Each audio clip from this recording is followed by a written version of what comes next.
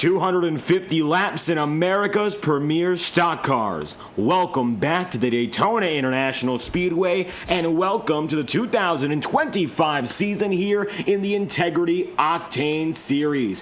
30 races await us on these wonderful Tuesday nights as the Integrity Racing League continues its third year in the modern era. Next gens are back on the table for the first time since 2023, and more than 45 drivers have registered for entry tonight. It's a big field at the 2.5-mile venue in Daytona Beach, Florida. Welcome to the Daytona International Speedway. Looking forward to an action-packed night, much like what we saw last week for our qualifying duels, and of course, we're expecting to see great racing like we did last night with the Integrity Ignite Series. I'll be your host for tonight's broadcast. I'm David Kreutz, commentating and producing, and we welcome you live on FTN to our coverage, exclusive coverage, of course, on FTN. The Integrity Racing League has been with us since the beginning of 2023, and we've been covering this event in particular since the February.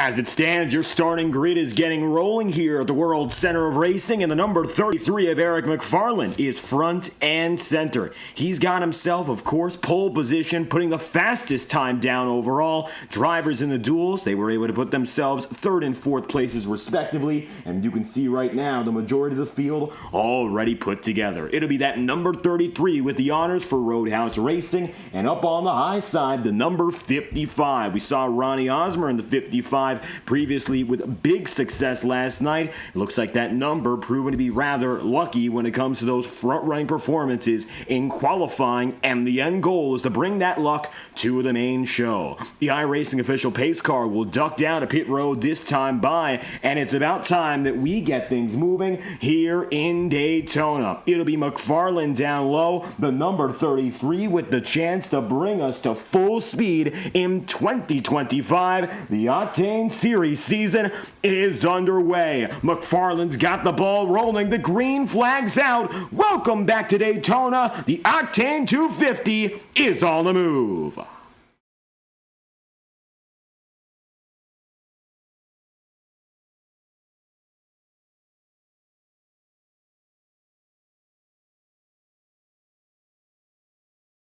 Currently side by side as we get our main system back up and rolling. Luckily, we've got ourselves the twin station tonight with our double camera feeds. As soon as our main operation is back rolling, you'll see timing and telemetry as you usually do here on FTN. A little bit of a delay in getting things moving. We have more than 45 drivers registered again tonight, and you're watching as drivers go through their first few laps. 100 laps on the table, coming into a total of 250 miles. A very similar total to what we saw last night. It was a 300-mile race coming in with 120 total laps. So a little bit longer last night. The stakes were high as we saw an overtime finish, and now you'll see single file up to the top of the track. New race leader to the point, and it's not Ronnie Osmer in that number 55 tonight. Instead, it is Brian Yazik, and Brian right now, he's making good moves as he keeps himself up on top of the board and on top of the track. With him is going to be McFarland and company just beyond, and now it looks like it's going to be single file dominance and the high side holding control.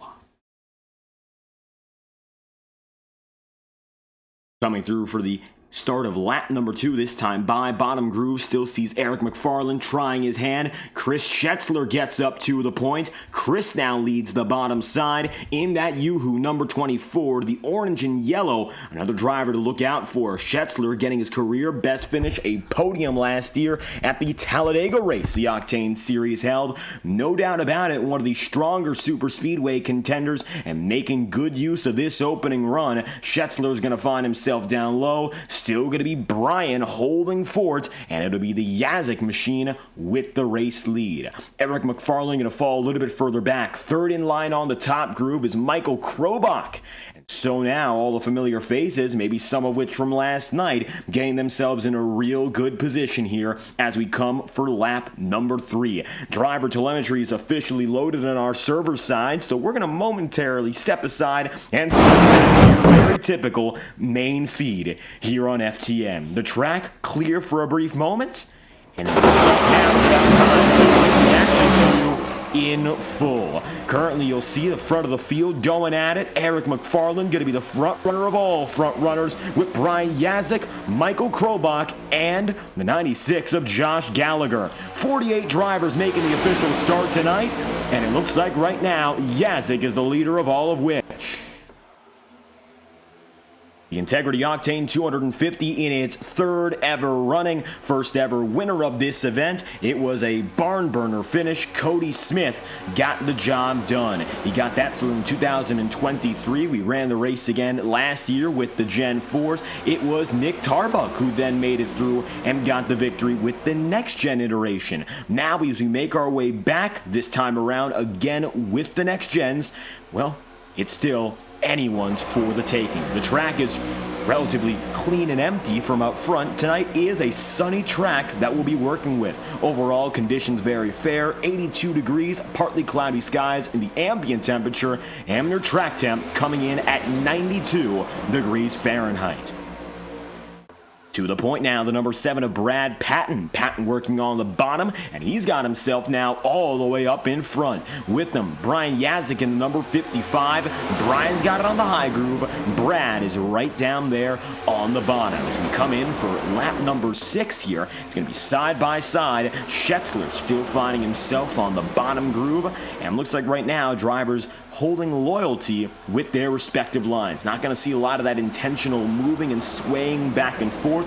Drivers learning their lesson and taking those instructions from the drivers we saw last night. So good to see a little bit more calm, conservative racing as the forefront. That'll be the priority for the majority of these guys tonight, unless, of course, we see major issues onward. But it looks like for now, most drivers decide to keep things exactly as we see them.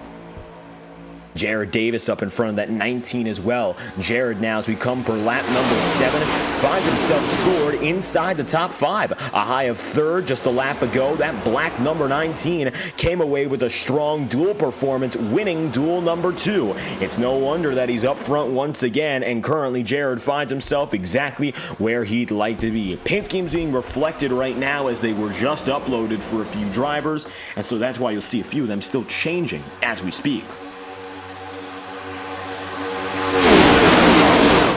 Brad Patton finds himself side by side with Davis. For Jared, this is his first ever start. For Brad Patton, he's looking for his first win at this track in Integrity competition. He was so close in 2023. The heartbreaker of heartbreakers was that first ever Octane 250 in which Brad came home second place. He was oh so close to getting the job done. He was just thousandths away from winning. Cody Smith just barely beat him to the line. So for Brad tonight, maybe a redemption race is in store if he wants to look out for the race victory. But currently, he's got a lot of great drivers to face up against. Brian Yazik for one. Brian still leading as Michael Krobach weaves and bobs just behind him. 2x2, Josh Gallagher in the number 96, a notable front runner here, and you're looking at Josh as he keeps things moving right up top. Brad Patton coming across the line. This will end lap number 8, and still we've got 48 drivers in this pack all running together. Wonderful to see the entirety of this group still in good shape as we come through for the first 10th of this race. Strategy will be divided among what we are expecting to see 2 pit stops. 2 big pit stops, that is. We are expecting to see 3 overall, but based on the strategy tonight, we'll see those big 40s as the most important ones.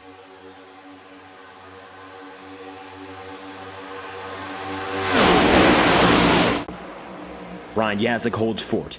40 laps is about the window we're expecting, very similar to last night with the Xfinity cars. So with that said, lap number 40 will be the expected time for the first pit window in full. Then lap number 80, if we remain under green, that's when the remainder of the field would make their way through if everything stayed perfect. But that's under very ideal scenarios. And based on what we saw last night, where we had 5 yellow flags and of course that overtime finish, the ideal circumstance very rarely comes to fruition. With these next gens, They're safe to push, safer than the Gen 4s, but a lot of these drivers, again, aren't all too experienced in terms of getting it done with these equipment, whether or not they're veterans of the Octane Series or not. Drivers such as, well, let's go down the order. Blake Cannon, he's got himself a win in the Octane Series. He's the number 44.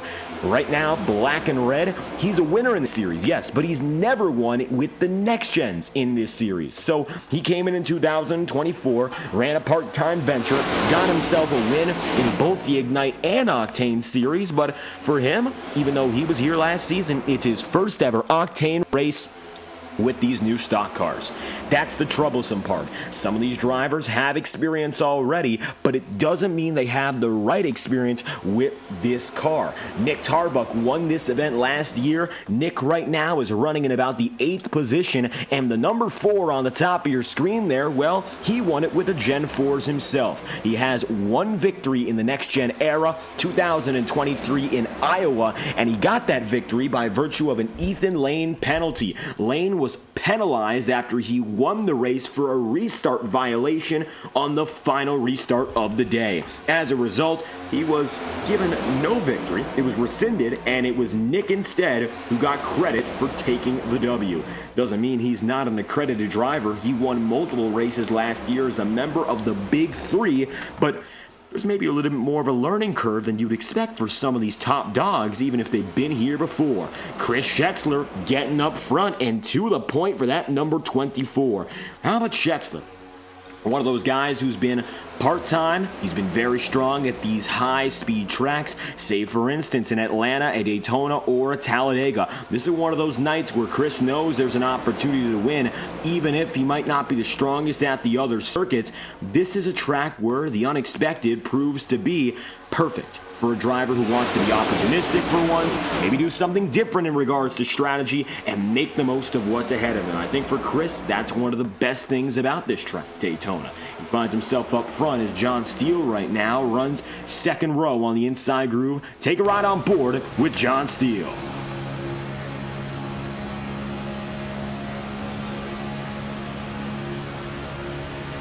Telemetry showing these drivers are pushing it upwards of 185 miles an hour. At this point, it looks like the majority of the field rather comfortable with these high speeds. Shouldn't be all too much of a concern for the remainder of the night. John Steele looks to be one of those drivers well accustomed to it. Again, he saw the number 33, Eric McFarland. He got it through in quick lap qualifying, whereas the rest of the field had to work for it in terms of getting it done in the duels. So a little bit of a different approach, maybe a different mentality as we look above the hood here. And then the backside, you'll see so many of these drivers littering the track, front, back, up and down. These drivers have a lot to work with, and they know it. Looking up and above, largely going to be double file. And still looks like a rather clean experience as drivers have kept themselves all out of harm's way. Pit road going to be fully empty as it stands. And taking it back to our TV views here, you'll see there, John Steele in the 22. Down on the inside. The inside losing a little bit of that momentum, though. Maybe not what they would like to see here, as up in front, Jared Davis is going to take them back to the point once again. Garrett and company come through. Overall leader still going to be considered Brian Yazik at the stripe. Start-finish line giving the advantage to the number 55 here. Patton, Davis, Michael Krobach going to be your top 4.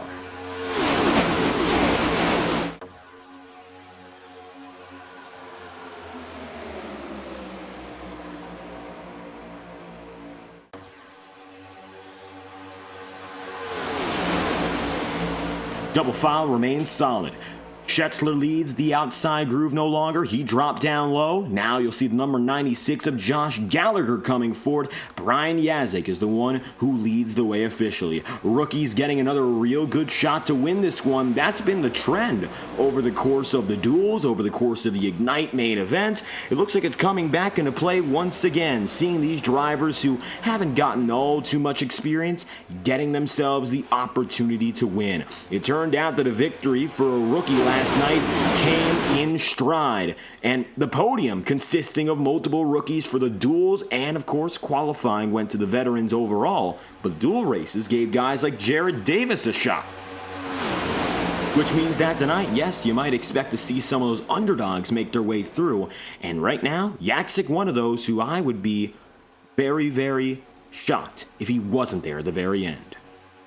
Looking at the top 30 right now, we've got eyes on all 48 drivers in the FTN studios, but you're watching the closest and most intense battles of them all. Nick Tarbuck here in that number 4. He's up on the top groove. The 24 of Schetzler still on the bottom, and it's side by side all the way down the ladder here. You see Matt Sizzler in that number 93. Matt running with that teal and white paint job.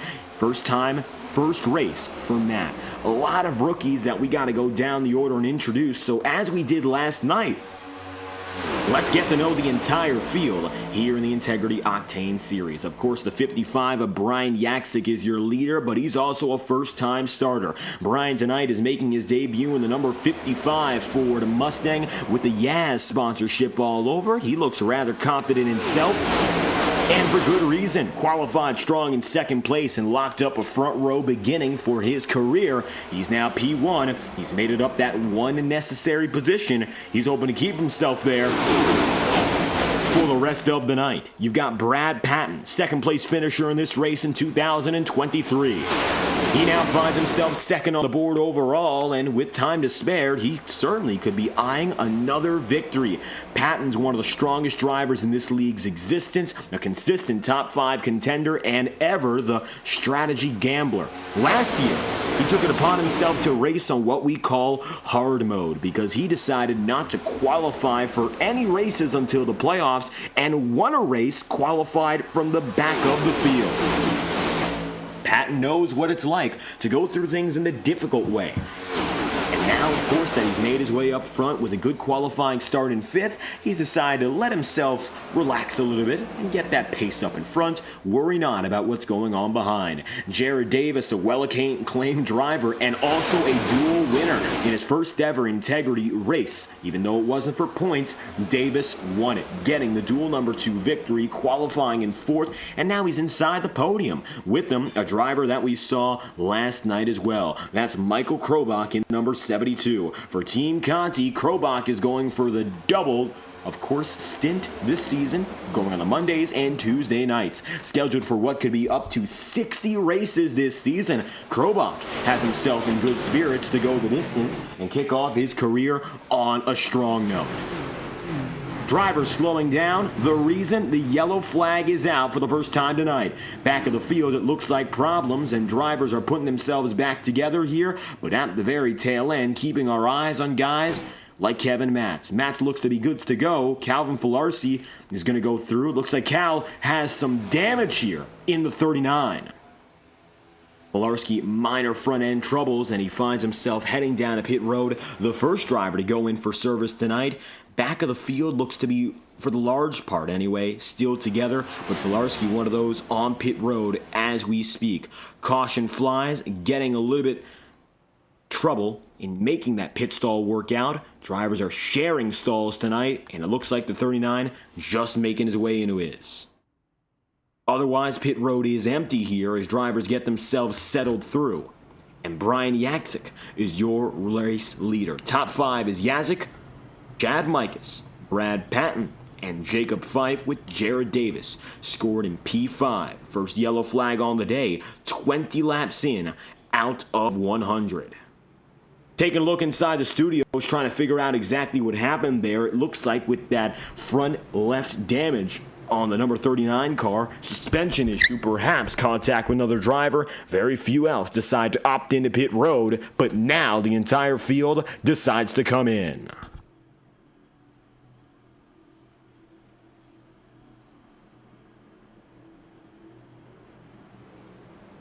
Four tires and fuel, the recipe, and 20 laps in, this is the perfect time to kick off the strategy race. The reason being, from this point onward, we have about 80 laps to go, which means that if you get this first pit stop out of the way, you might be able to perfectly split the rest of this race. Chad Mikas, it's his first official run here in the Octane Series, and look at him go. Your Dual 1 winner gets through. We got in one driver all the way on the grass, and the rest of the field keeps things moving. Trouble as one gets on the way. Ross Chastain numbering on it. But trying to catch up to that story here is one driver making a significant error on pit road, and it looks like we've got an eye on exactly who it was. In the mid-teens on the way out, that would be the number 95 or the 85 of Chris Muth. Muth getting through to the grass. That's most likely going to be a penalty that costs him, if not time on track, time in this restart. So Muth going to be put back to the tail end, getting shuffled out onto the grass. And Chris right now looks to have some of that right side damage as well. Looking back to when it occurred on our studio cameras here, it looks like he just found himself propelled right out. And troubles under yellow for the Muth car. Meanwhile, taking a reflection back to Cal Filarski, Calvin right now is scored in 48th and is still on pit road and still appears to be unfortunately alone in the 39. Aaron Eads is also right there, getting some suspension troubles fixed. Kevin Bernheimer going to stay on, and Eric McFarlane right there in the number 33. McFarlane's team, of course, grabbing that pole position. John Steele, Tom Wetmore, McFarlane, Roadhouse Racing, the teammates all coming together and grabbing the top spots on both nights. Looks like Eric going to get himself fixed up to get back going, and he'll join 45 other drivers all the way at the front of the pack as we go one lap to green.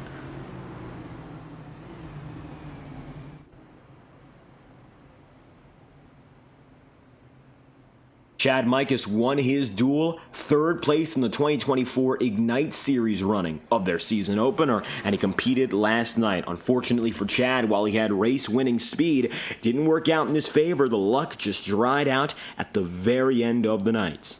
As a result, Chad is looking for a better opportunity in his first ever official Tuesday night race. Didn't really get the best of runs beforehand, so looking for those favors to turn a tide. Maybe a chance instead to come out with a victory here. Chad's got a few drivers to work with in Domination Intimidation Racing, including Michael Stroll, who we saw last night, and Nick Tarbuck. We'll talk about them more as we continue to run down your field and introduce you to the who's who of the Integrity OCTANE Series. 22 laps in out of 100 here. We're coming back for restart number 1 at lap number 23.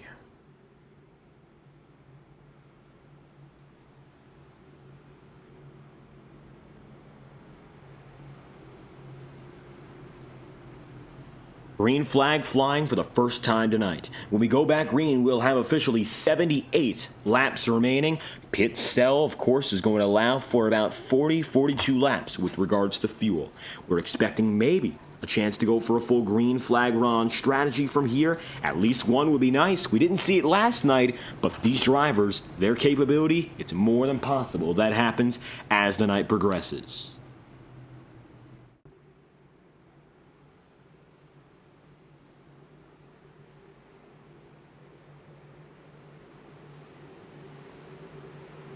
The field goes green. Chad Mikus at the helm of the 98, of course. Andrew Schulte coming into the chat room. Thank you for stopping by. Nancy Wetmore, Fro Buffett, all tuning in. If you got a favorite driver, let us know, because the 25 takes the reign for restart number 1.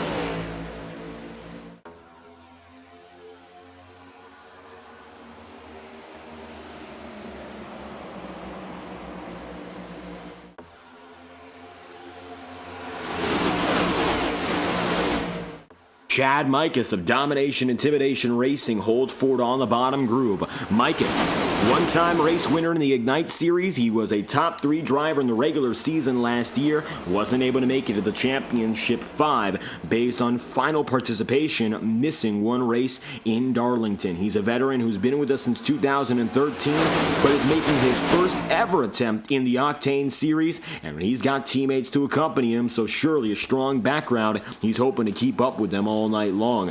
John DeBarro, 27th up to 5th. You might know the DeBarro name, but you probably don't know John DeBarro. Bearing no relation to the former Ignite Series driver Anthony, John is looking to carve out his own legacy in that number 61 tonight. DraftKings sponsorship and all put the money that John will keep himself higher and higher from where he started. middle of the field as a result of an issue in his duel, and now it looks like he's recovered strong to already get himself up in the top 5 and put some eyes on that number 61. We can't forget the number 36, though. That's the man, Jacob Fife, league owner, the man who, of course, has put it all together since 2012, and as the Integrity Racing League celebrates its 13th year of racing, who else but Jacob Fife to find up in front?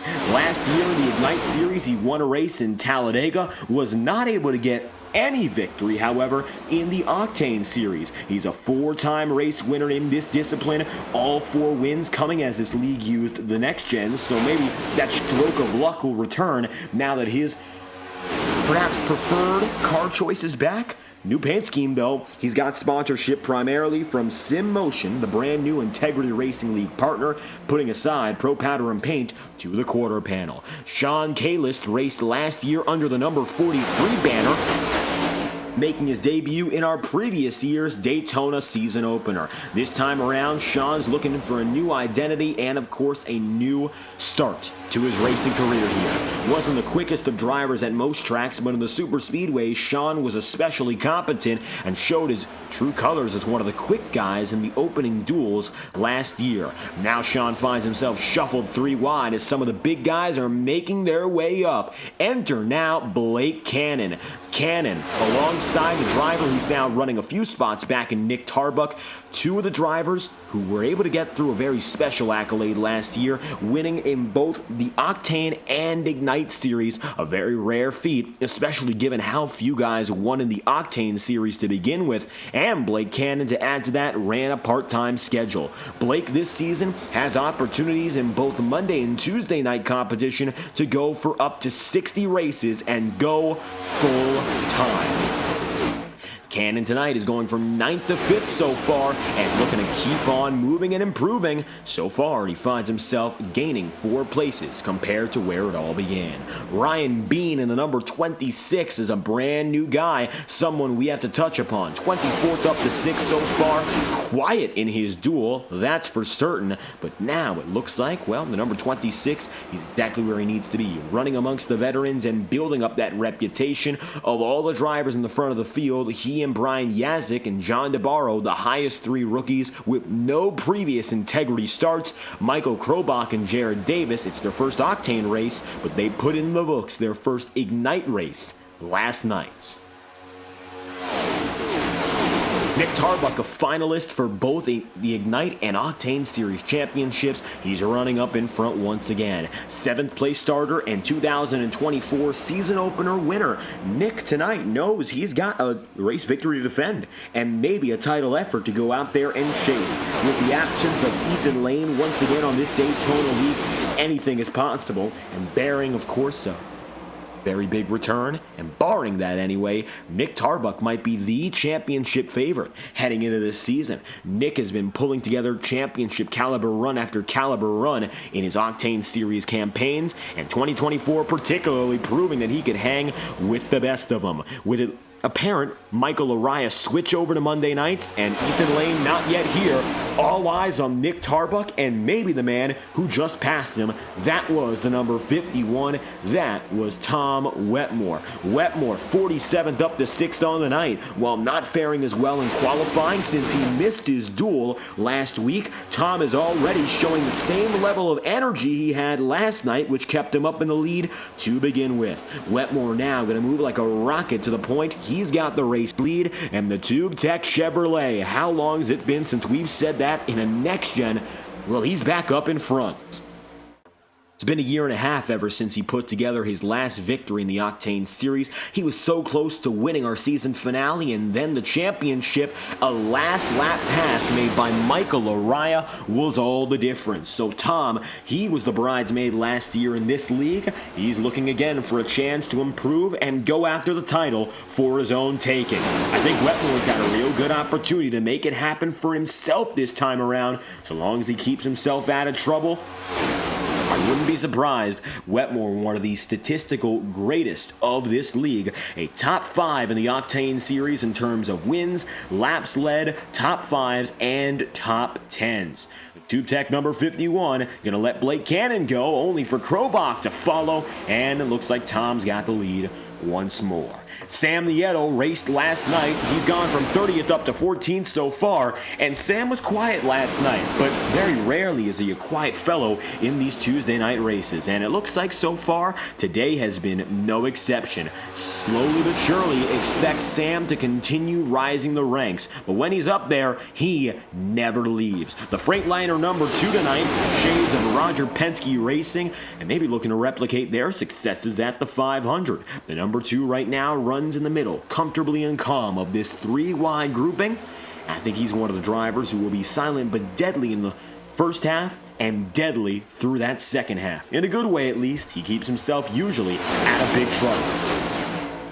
Michael Stroll in the number 8 is making his first ever Octane Series start, and the expansion of Domination Intimidation Racing has continued into the Tuesday night tour. Chad Mikus, Michael Stroll joining the already ever dominant Nick Tarbuck mean that it's at least a 3-car enterprise on a strong night. Here in Daytona, those could be some of the big 3. They're already lined up 3-wide middle, and save for a massive incident, if they all stay together, they might be able to control lanes, something we have seen before in the Octane Series, and it could happen once again. The next gens are, more often than not, predisposed to some contact just like that. Michael Stroll goes sliding, Schetzler involved, Brad Patton, and the number 8 goes into the grass. It looks like collateral in the back. Yellow flag is out. Caution. And Michael Stroll, for most of it anyway, will save it. But he tried to go down on Schetzler. Schetzler doesn't back down, and Stroll keeps moving. We'll see who's at fault here, but the caution flies. Here's your instant replay as the number 8 finds an issue.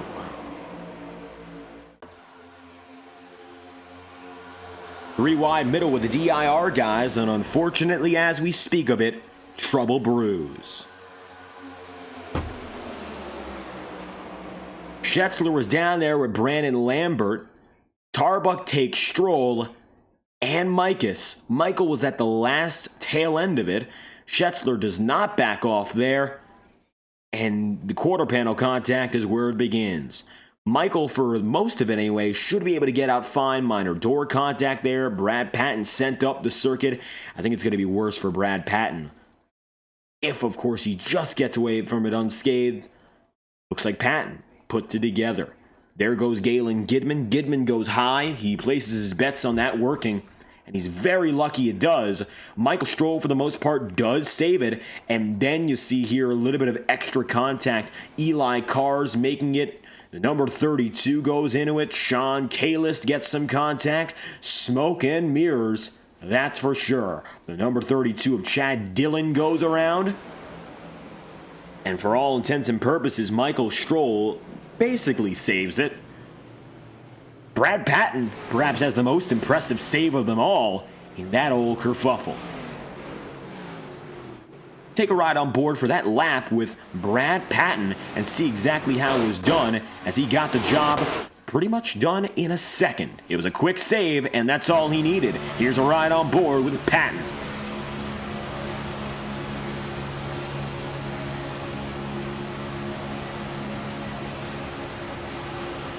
Middle of 3 is not a nice place to find yourself. And of course, contact like this can shake you up. Watch the left side of your screen for any wheel movement. Looks like very little was just enough to survive here. Check this out.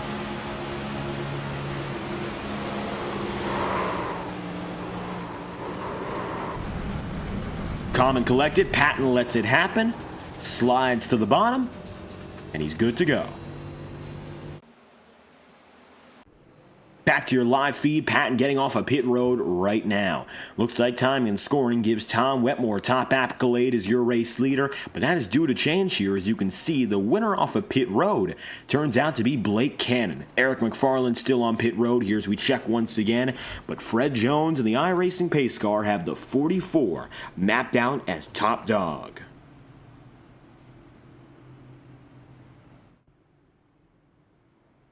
Blake Cannon, Jared Davis, Nick Tarbuck.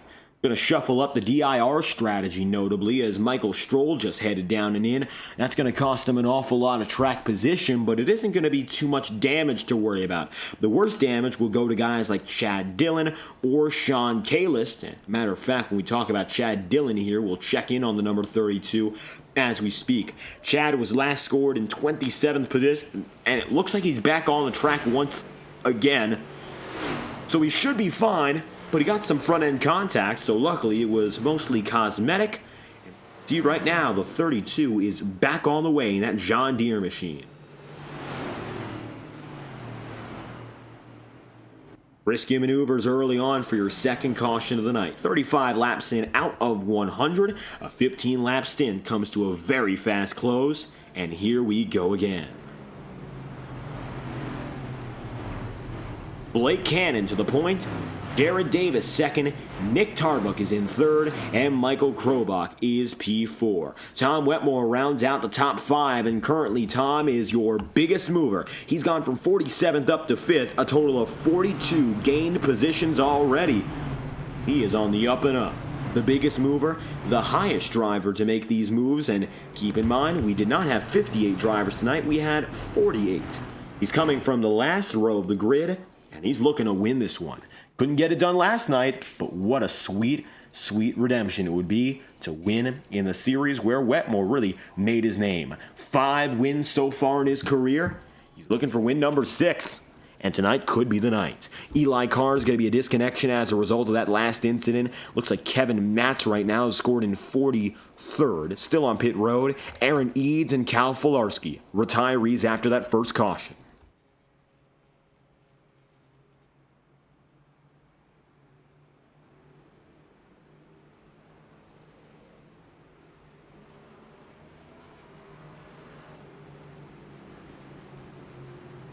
Green flag, lap number 36. It's your second restart of the night. Blake Cannon and Jared Davis hold control. For Jared Davis, it's his first ever Octane Series race, but he was side by side with Cannon last night for the better part of 300 miles. So I don't think these two are unfamiliar with each other, but they're certainly going to learn each other the hard way now as they go toe-to-toe for the top spots. Pace car says goodbye. And we say hello to another run of green flag action. Green comes out. It'll be now Blake Cannon to the point. The number 44 gets up and away.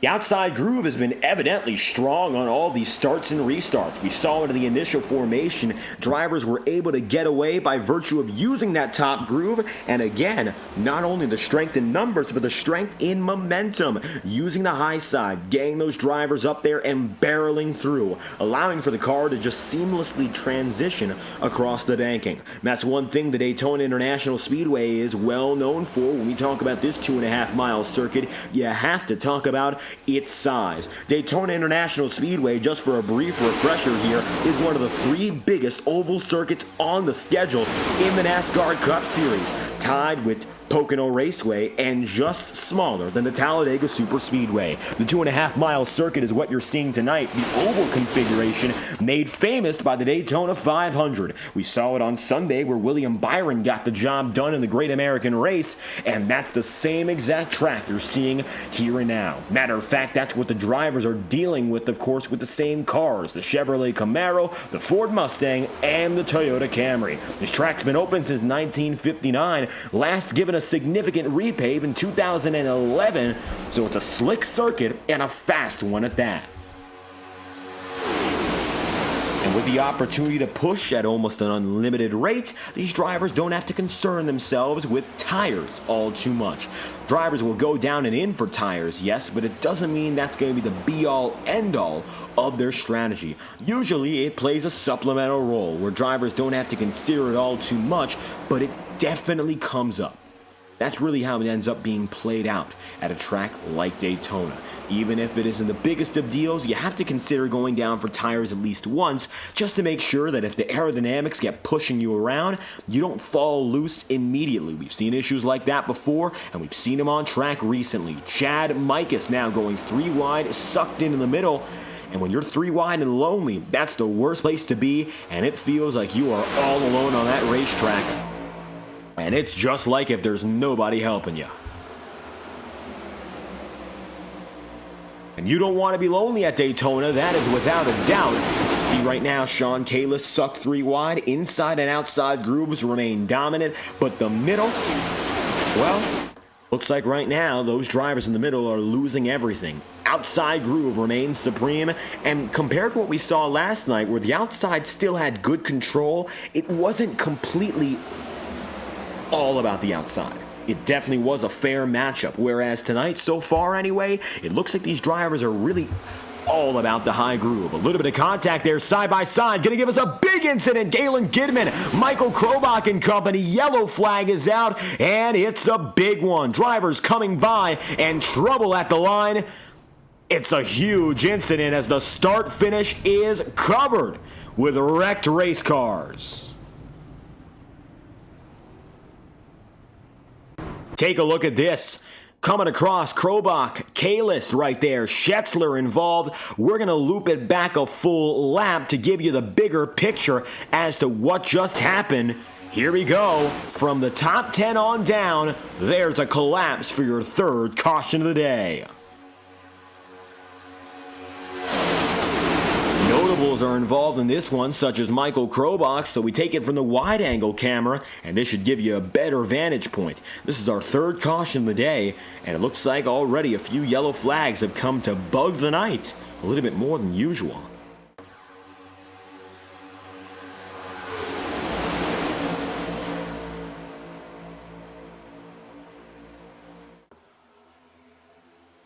So, side by side, a little bit of weaving and bobbing, and that's where it begins. You can see that huge shift, and it looked like Taylor Story sent up and down the track, and Taylor got through unscathed. The rest of the field, not so much. So with Taylor getting out of the way, this is what happened next. Taking that focus once again to the drivers who were in the mix, such as Krobach, Blake Cannon, hitting Galen Gidman. Michael Krobach comes up the track. Krobach pounding the wall on the high side. 4 wide, 5 wide in some of that instant. And there's Blake Cannon. Michael Stroll merges through and gets away just barely. Sam Nieto turned around. Cody Smith, minor contact. Sean Kalis piles in. Brad Patton goes down to the grass. And Chris Schetzler also finds himself adjacent. But nevertheless, it's a big one down the front straightaway, and we're lucky it didn't collect any more.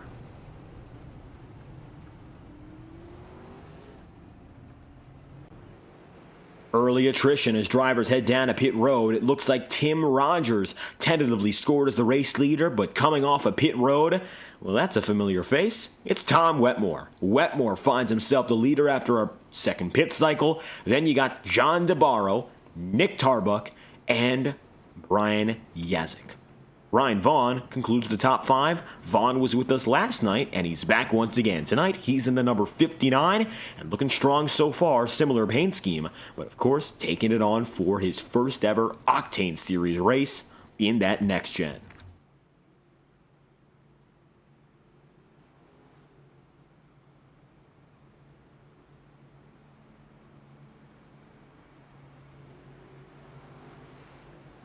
One lap to green, restart number 2 coming at lap number 43. Rather, our 3rd restart, it looks like now, getting that early trouble in once again. Tom Wetmore getting control, and now from 47th up to 1st. He is tentatively up a total of 46 positions.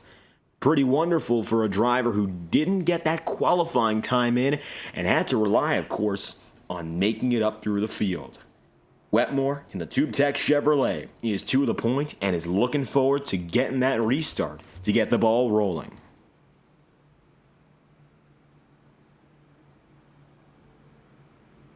John DeBarro will start on the outside in second. DeBarro has gone from 27th up to P2, so he's made it up quite a journey. The rookie up 25 places to begin the nights.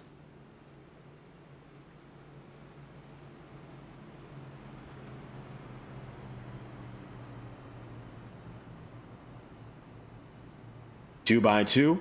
Now some new drivers entering our top 10, notably Cody Smith in the number 18, Next Level Racing brand ambassador and 2022 league champion. Smith also a race winner in this event, the 2023 season opener, it went his way. And now tonight, it looks like once again, he finds himself up front.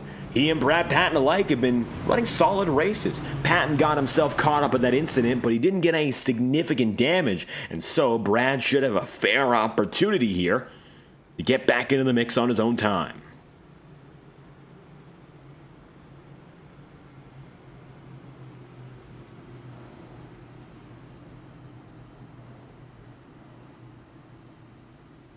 Tom Wetmore up in front. Anthony DeBarro, not in this race, but John DeBarro bringing that name back and looking for similar successes.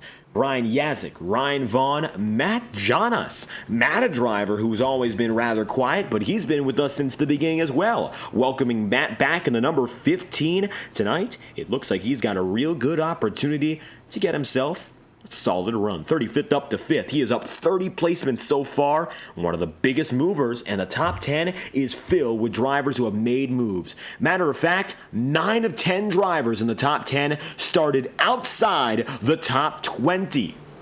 8 of them started outside the top 25. And 7 started outside the top 30. Qualifying doesn't mean everything. I think that's living proof. Tom Wetmore gets the green, and the number 51 gets away. The inside with a huge advantage, and now Wetmore's got himself ahead.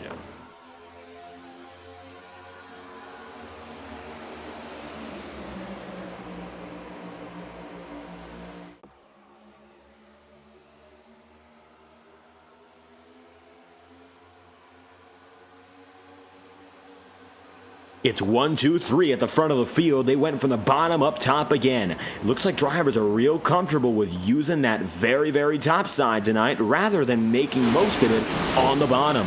Yazik gets up in the wall ever so slightly. Cody Smith with trouble. Smith involved. Nicholas Ward, Brad Patton, and 3 cars with big damage. Another caution. Oh, bad news, and great drivers involved. Cody Smith. That could be a race ender. It's the 4th yellow flag of the day in 44 laps.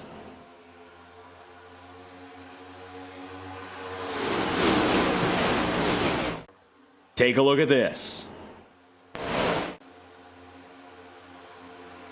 Smith found himself up on the top with Matt Jonas, and this is when things get nasty. You see there, number 55 was in the wall. That's Brian Yazik, and then a little bit of a chain reaction. Michael Stroll contact with Cody Smith, freeze framing it there. Smith goes down, wiggles up, tries to keep it straight, heads up to the wall, and then Chad Mikas made contact with Brad Patton.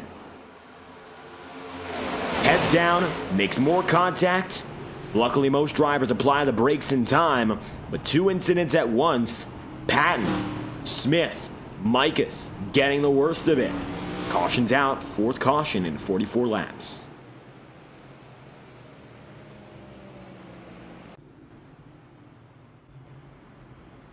And the shortest stint yet.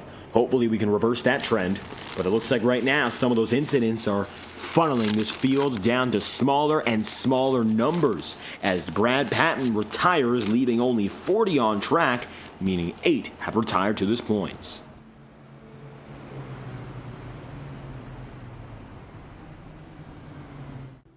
Kevin Matz will follow that motion, and Matz was already several laps down. It looks like officially retiring for the night.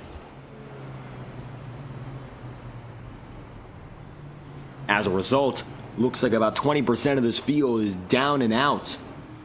Hopefully the damage accumulated for guys like Of course, Brad Patton, he's done and done, but a guy like the 25 or the 18, Cody Smith or Chad Mikus is not terminal, but there's really no guarantee right now. Mikus is getting back on the way. Looks like he might have gotten lucky out of that one. Meanwhile, the 18 of Cody Smith, I don't think he's all too lucky. He's on pit road here. Nicholas Ward also getting damage repair, and it looks like some front end damage for sure. If it's suspension damage, that is critical.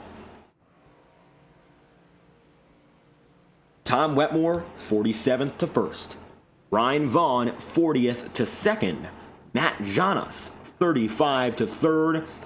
Nolan Potter, not Ryan Potter, but another Potter, the number 34. He is 45th to 5th, up 40 places on the day. 39th to 7th, Chris Muff, and 46th to 11th, Paul Migolajczyk. How about that for Paul? Didn't get the best of runs last night. We know he's got speed, and so far it's showing a little bit better in this one.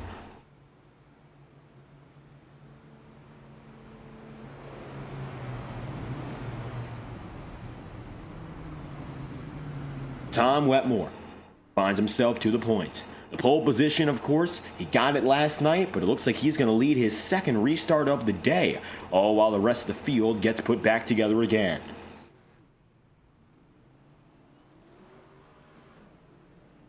Pole sitter for today, John Steele, is sitting on pit road right now, getting some additional repairs just to make sure he's still with the field. Sam Nieto gets back moving, and some of the strongest contenders today have faced big troubles. Really no guarantees, and unfortunately quite the opposite from how the Ignite Series race started.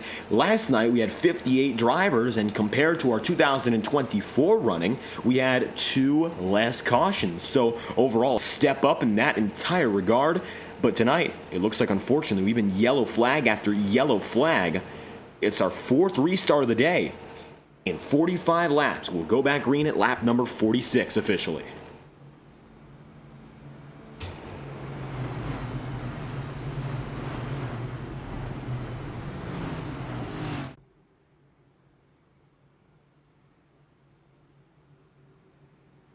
Do drivers learn their lesson, or do we see drivers instead continue to push to go harder and more aggressive? It doesn't look like we've seen a lot of 3 wide. Nobody's really gone for that move in full yet, but the double file racing has still caught many drivers out. Risky moves, late blocks, and chain reactions. That's the story of these first few yellow flags. Now, hopefully we can rewrite it, turn a page, with Tom Wetmore at the helm here.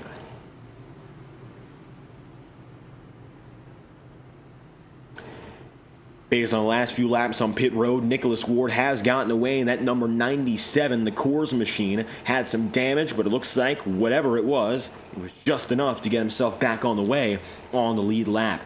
Chad Mikus, more of the same. Chad right now is going to be inside the top 20 despite the incident. It looks like he got away just as he needed.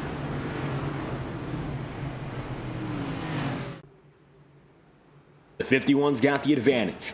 Once again, with them, Ryan Vaughn. Vaughn is another inexperienced driver, someone you can't quite trust just yet. Doesn't mean he's a bad driver by any means, but you really don't know what to expect out of the new guys. Nevertheless, another one's given a shot up front.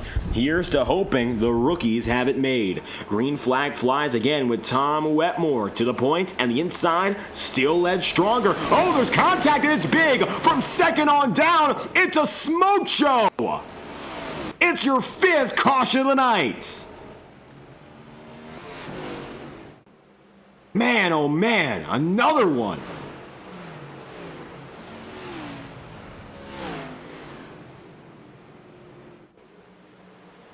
Cautions breed cautions. Here's your instant replay. Loose, Matt Janas. And when Matt gets loose, he comes up the track. Slams into Yazik. Brian gets beamed right there. Then Chris Muff catches a piece. Michael Stroll gets involved. Nick Tarbuck in the chain reaction gets squished. Muff into Tim Rogers, into Schetzler. Contact with the number 30. That was Taylor Story. Chad Dillon barely gets away, but you can see Mikus gets piled into it.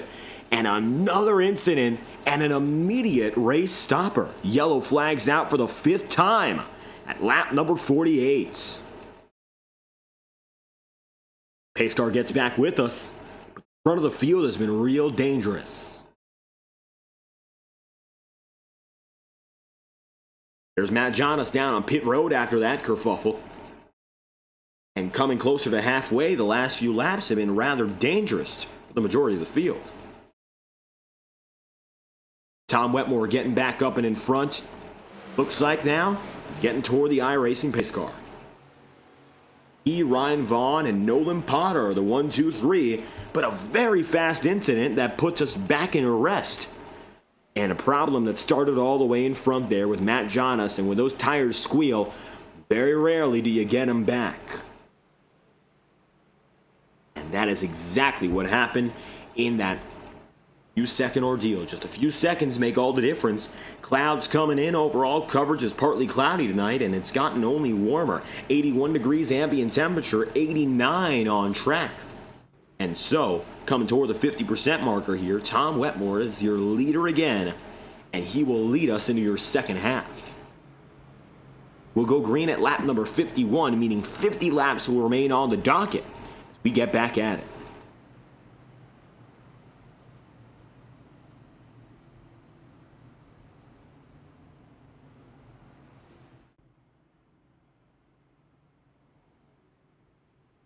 Drivers getting back into the swing of things once again. Pit road, a few drivers assigned to opt in. Randy Fiash now going to be on his way in the Philadelphia Eagles, number 54. Celebrating that major Super Bowl victory, the Eagles getting the job done over the two-time defending champions in, of course, the Kansas City Chiefs. And it looks like right now, Fiash looking to upset the odds and maybe shake things up. He's currently scored in 29th after starting 22nd. Fiash, he's always kept himself out of trouble, and that's been one of his strong suits. Maybe tonight he puts it to good use and continues to make his way ever higher in the pylon.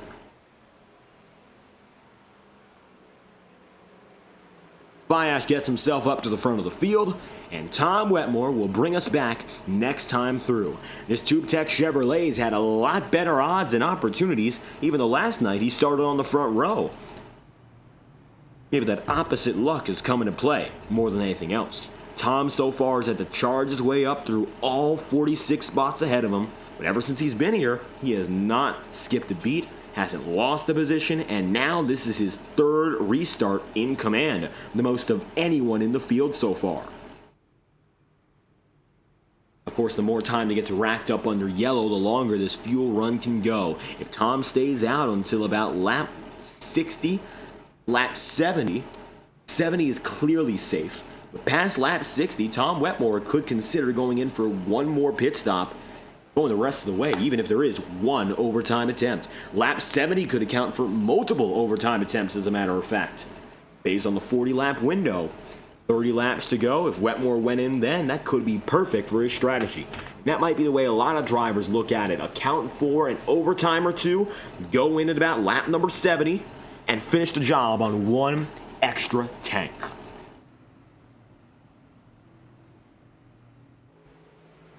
Wetmore, Vaughn, Potter.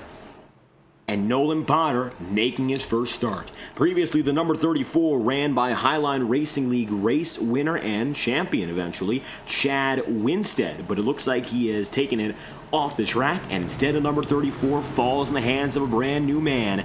That, of course, is Potter. Nolan, 45th to 3rd. Didn't make the best of impressions, of course, in the duel, and that's largely because we didn't see him there. And he, like Tom Wetmore, has had to fight his way back up even without officially qualifying in. And now, by virtue of being on the track, he's made it up to the top 3. So a special shout out to one of the rookies, of course, someone we've never seen before on the circuit, making his Integrity Racing League debut, Nolan Potter. MP3. He's the highest position Toyota. The highest Ford in position goes, of course, 61 of John DeBarro, who's been in the top 5 all night long. John, 27th up to 6th currently, so just outside the top 5. But he has been the fastest of the Blue Ovals. The Bowtie Brigade brings us back to green. Wetmore and Ryan Vaughn to the points.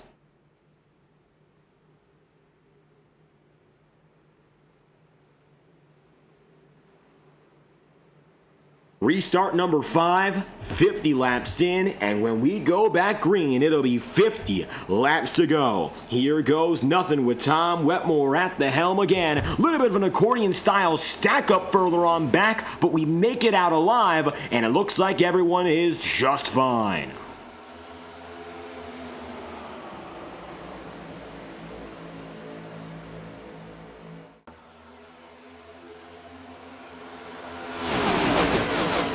Welcome to the second half. Tom Wetmore now finding himself with that comfortable lead on the high groove.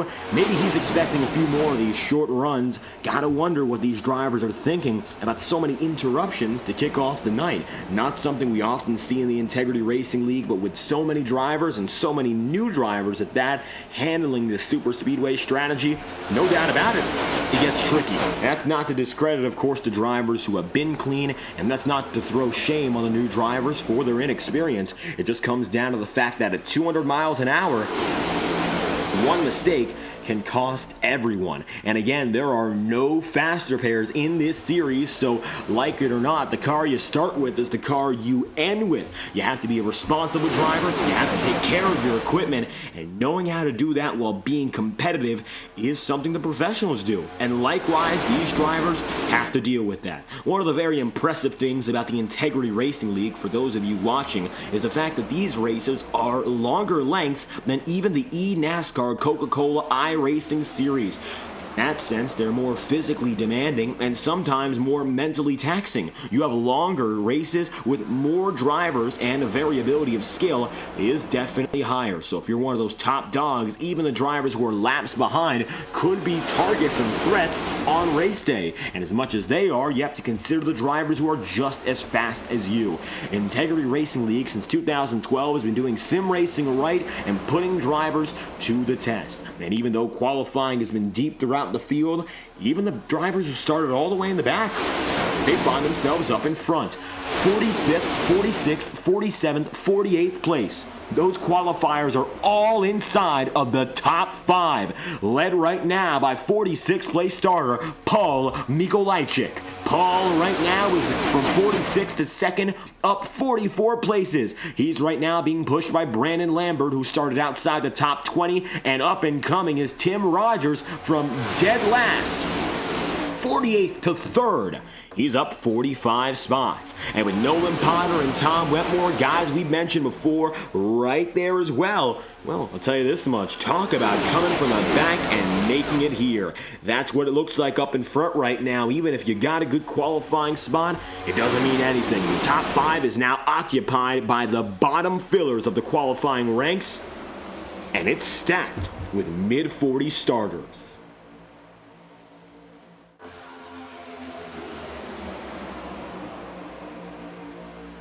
Colin Trudell is going to find himself 44th to 19th. Trudell last night in the 84 found himself in near trouble with guys like Braxton, of course, DeWeese, the #1 machine, and Trudell alike were put in very precarious positions, going at each other 3 wide, trying to make saves at high speed. It's very tricky to consider the fact that these drivers have to go at real-time communicating with drivers they might not know at 190 plus miles an hour.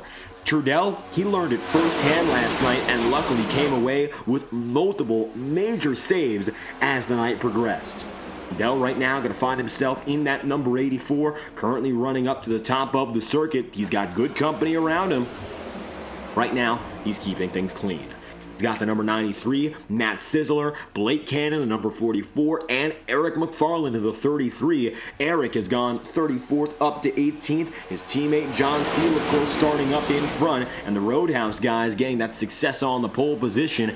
Looks like right now, John has decided to go for a different strategy. With damage on the right side, Steele is alone, and in 39th here, still more to repair if he wants to get back in a competitive place. But John right now is on track, still taking laps and biding his time in case of another yellow flag. Double file, and we're coming up on a lapper, it appears.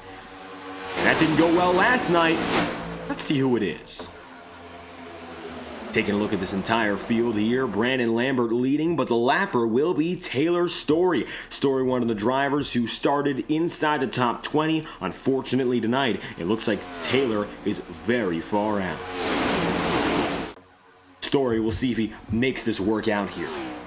Last night, it was Nicholas Ward who had to deal with being the lapper, and unfortunately, I think Ward made the wrong decision. He's in this race tonight, and he hasn't done a bad job. He still is fighting inside of the top 30, but the issue for Ward was the fact that he stayed out on the track on the upper pavement while the leaders came by. Meanwhile, you'll see here Taylor Story is doing the exact same thing, and we're going into a corner.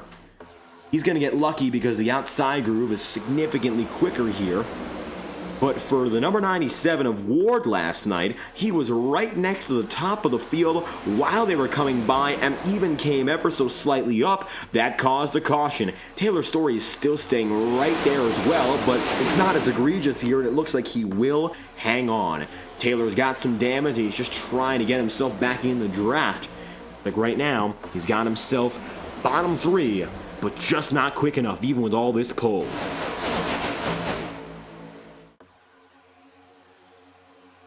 Even though Taylor's Story tonight not having the best of runs, racing comes through the family. His father previously worked in the NASCAR Cup Series industry, Director of Communications at ISC, including tracks such as Daytona, the International Speedway Corporation. Matter of fact, he was the general manager and CEO for the Robbie Gordon Motorsports enterprise from 2003 to 2007. Around that time, that was when Robbie Gordon went for an independent Cup Series operation, and of course for his dirt endeavors, he needed some support. So the Story family came along, and he also found himself involved in the 2010s around 2014. After the fact, Robbie, well, he went his other way. He went independent, and Dale Earnhardt Incorporated had Taylor Story's father come on as the vice president from 2007 to 2009. Currently, the family works owning and operating Revolution Racing, started in 2009, spinning it off in 2013. So I'll tell you this much, Taylor Story knows what it's like to be around racers, be around racing, and he's seen it firsthand with some of the best superspeedway teams, such as Dale Earnhardt Incorporated. And that DEI crew, I'll tell you this much, they ran this speedway with guys like Dale Earnhardt Jr., Michael Waltrip, even some supporting appearances from drivers such as Steve Park. Well, DEI was unstoppable at this venue, and after the passing of Dale Earnhardt Sr., who we remember as tonight makes it 24 years following his passing, well, the team went on a tear, winning the first race at this venue after his death was the Pepsi 400. Dale Earnhardt Jr. was the man who won it.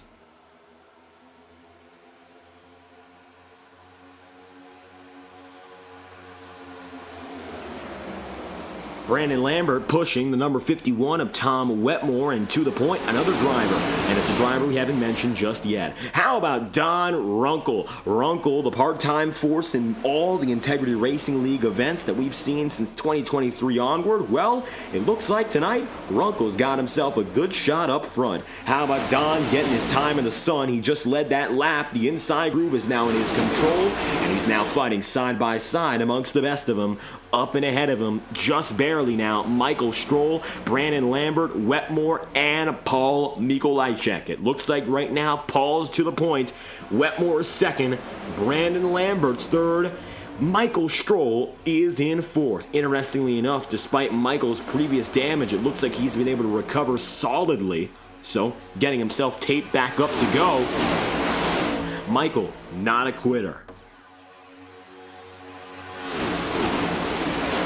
We'll see what happens next here for Stroll. The number 8 machine now going to be fourth. His teammates further on back. Still, Chad Mikus is in this race, but Domination Intimidation Racing is definitely spread apart. Mikus right now is going to be scored in 21st. Nick Tarbuck is right behind in P23. So while these two are still together, Michael Stroll, who was involved in the first incident this team saw, it looks like he's actually gotten away better than the teammates he was working with.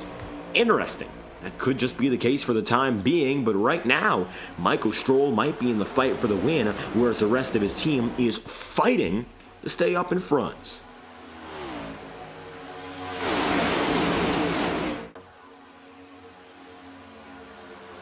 Paul's got P1, Tom's got P2. Third place, still Brandon Lambert. Another lapper coming up, and it looks like it is your pole sitter. 39th place right now for John Steele, and he's going to have to back it down. It looks like no choice now but to take it to the bottom of the track, letting drivers go right by here. The number 81 of Tim Rogers right through.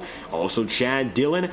Steele's going to slot right in, try to make something happen with the draft. Again, these lappers largely going to be due to damage's sake, and if they've got any trouble keeping up on pace, it's going to show even as they try to put themselves up here once again. John Steele, it looks like, unfortunately, well, he's just not going to be in the right class when it comes to pace. Race pace-wise, Steele falls to the back once again. Single file top side controls, and that's the way it's been as we are now under 40 laps to go here in Daytona. Zach Scrinthal right now in the number 20 machine. Well, it looks like he's just on the outside of the circuit. We saw him right there for a brief moment with the number 34, and it looks like right now Nolan Potter keeps himself comfortable, whereas Scrinthal, not a driver we've mentioned so far today, but it looks like he's in a real good position here.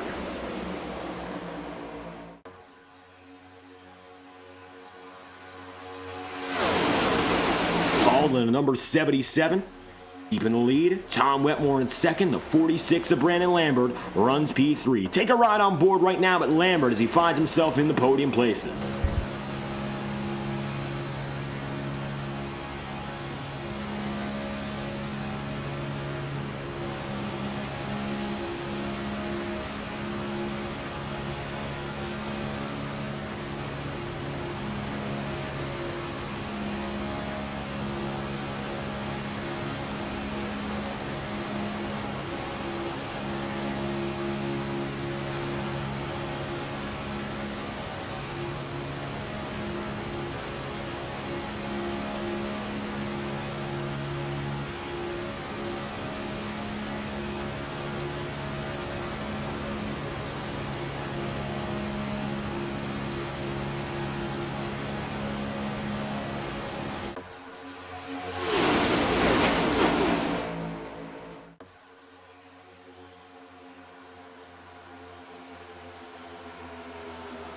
Outside remains the force to be reckoned with so far as drivers remain up there. 63 laps in out of 100. Currently the field remains intact. Double file has been the place to be for the majority of the race. We haven't seen much of that triple wide formula so far, and iRacing paint scheme is going to be refreshed here. As John Steele went by, you might have noticed all the custom paint schemes disappeared. Well, that won't be for all too long. We'll make sure things are good, and in the meantime, we'll take a look at the back of the field and see exactly what is going on there. Back of the pack's got some exciting racing, and that is no doubt. So we're going to take our alternate camera and show you what's going on. Thankfully, got both cameras running live on FTN here, so we're going to take a switch back and show you what's happening here at the tail end. And currently, it's rather exciting. Taking a look now as we make our move back to the bottom end of the field, you'll see here, including, of course, Jacob Fife and company, it's single file for the most part. Admittedly, not all too much going on, but we're keeping our eyes on the back just to show you everything. All angles here on FTN, trying it out for the very first time, and currently it looks like, well, not much is shaken up. Daytona International Speedway, 2.5 miles, came to the point, and currently it looks like the back half looks to be in good spirits. Not all too much going on. We'll put it right back up front. Unfortunately, those iRacing paint schemes vanishing at once. We're not quite sure why that was the case, but it looks like a majority of paint schemes deciding not to really work with us here, and we're still trying to figure things out. So as soon as everyone comes together, we'll have all those paint schemes set right back up. Tom Wetmore's orange went down to a white, and all of a sudden it looks like things shifting up significantly here. We're going to change that, of course, as soon as iRacing decides to cooperate and give everyone the same look they had all night long. One thing to prioritize, though, is that Wetmore and Mikolajczyk remain up in front. And Paul currently finds himself, well, exactly where he's been. First place. Past 5 laps have been his here at the Daytona International Speedway. They rumble through the turns. Looks empty for now, but then they come down the back straights. And I'll tell you what, that back straightaway, it is jam-packed now as engines roll into turns 3 and 4 once again.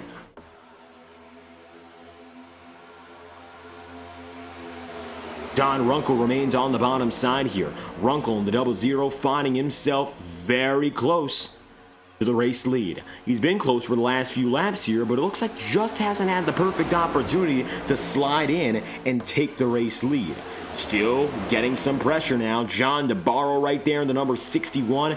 John hasn't been able to make the best of moves to get the race lead. He just needs that support now. That's where it comes into play. Do you have the drivers you can trust to make those decisions and end up in the race lead? That's the big question. Don Runkle right now going to find himself falling a little bit further back on the behind, and he's got the 59 of Ryan Vaughn. Rookies working with rookies. Are these the best drivers to trust all night long? Or would you be better off running with the veterans? Even the rookies don't know each other all too well, so that's a very tricky situation to put yourself in. Do you trust the new drivers? Or, of course, do you go with who's been around and how long they've been there?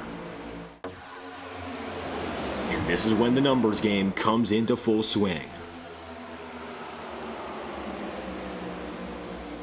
Don Runkle now getting a nice shove. Tom Wetmore still staying loyal on the high side. Looks like all that loyalty has paid off real well, getting those laps led for the number 77. Looking now 3 wide for a brief moment. You see Kevin Bernheimel and there's Michael Krobach. Michael tries to make it work. Can't quite get any support. A little bit of shuffling up and down. Galen Gidman right there. And Yazik too. Brian seeing the trouble, but he's stuck up high. If there comes of it any issue, we're going to see, hopefully, nothing crazy. We've seen multiple big exhibits so far, and one small rub can turn into multiple cars spinning out just like that.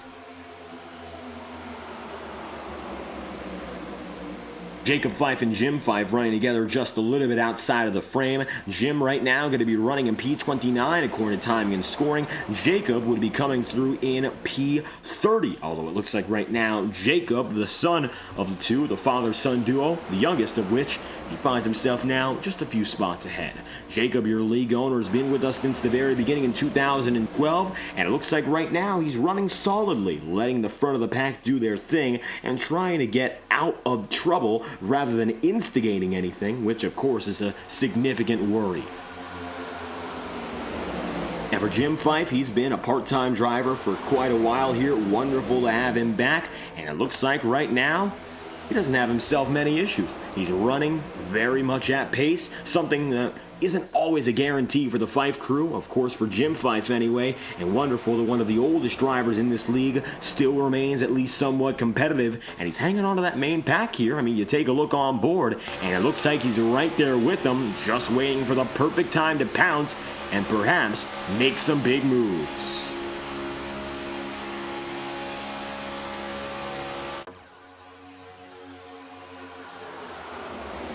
Nevertheless, Paul Mikolajczyk, still your leader.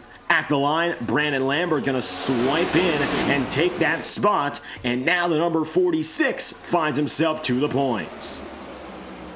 Next lapper they'd come up on would be Sam Nieto here in that number 2. Nieto finding himself in the Freightliner Ford Mustang, and as you can see here, still working on getting those paint schemes officially re-prepared. The back of the pack significantly smaller. You've got about 30 drivers connected to pack number 1, and then you've got 4 drivers here, Sam Nieto, Cody Smith, Jay Haishman, and Nicholas Ward, all of which right now going to be far behind where they would like to be, and it looks like, officially speaking, still no positive momentum for them to get up to the race leaders. That could change. And coming up on another 2-car grouping, which is going to include Matt Sizzler and Eric McFarland. McFarland right now, number 33, is running in P34, and you see him right now as you're right on board. Putting some contact and making it side by side at that. So these small groupings, you got to consider that their strategy matters as well. How much it will impact the rest of the field, well, it's rather unlikely that it is anything too significant. But the big problem becomes whether or not these drivers get caught out. Do they go one lap down? Does the rest of the field end up eventually getting to them? Or, of course, do the leaders keep with what they're doing with nothing else in mind? Most of these times, these drivers in the very back of the field aren't considered when it comes to what's going on in front running. It's always about what you see ahead of you. Usually you don't consider 30 places up or 30 places down. Tom Wetmore still going to be second. Brandon Lambert going to be third. Blake Cannon is P4. Michael Stroll, top 5. He rounds it out with contact further on back. 2 drivers in the wall, and it looks like the yellow flag will fly. Chris Schetzler gets put into it. Yellow flag is out. Schetzler involved. Here's the instant replay on the matter as drivers end up caught up in a yellow flag worthy incident. The caution is out once again. It is your 6th of the day at lap number 73, and it looks like this time by Schetzler, the bearer of bad news. Chris ends up in the wall here, wiggling up high and gets kept up there. Contact with Galen Gidman, and those two come to a grinding halt.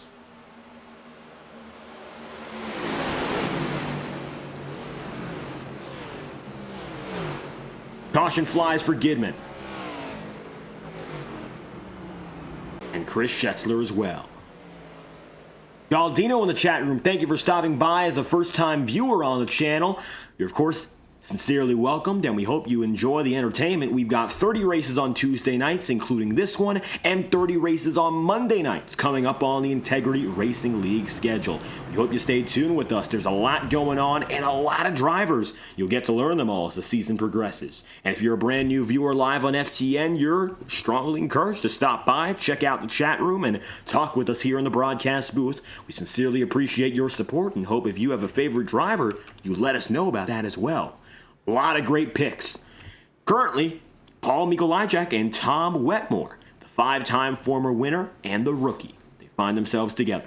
They'll come down to pit road this time by, and strategy will continue. With our pit cycle addressed beforehand, this could be the final pit stop cycle of the night. We'll have less than 25 laps to go when we return, and all eyes are on the 77 as he takes his Toyota Camry down to the inside of pit road.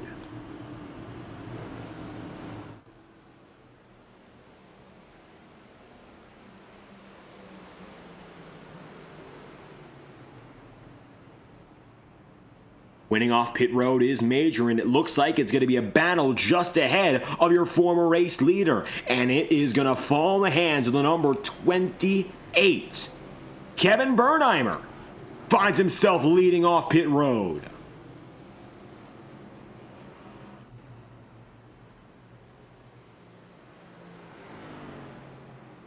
Bernheimer in the number 28.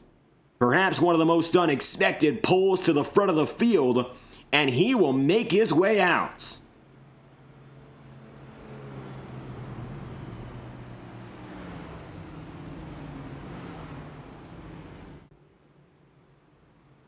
Impressive from the number 28 to make this play happen. Keep in mind here, very likely he went for a 2-tire strategy or decided to neglect tires entirely. Bernheimer has been up and down on the track all night. 33rd to 23rd. Last time by, this will cycle him up officially to 5th place. Kyle Cooper in the chat room, excited to come back next week. And Kyle, we'd be excited to have you back. Number 73 team unfortunately missing the week 1 action. A lot of racing to come up from here, and surely great racing to be had in the future.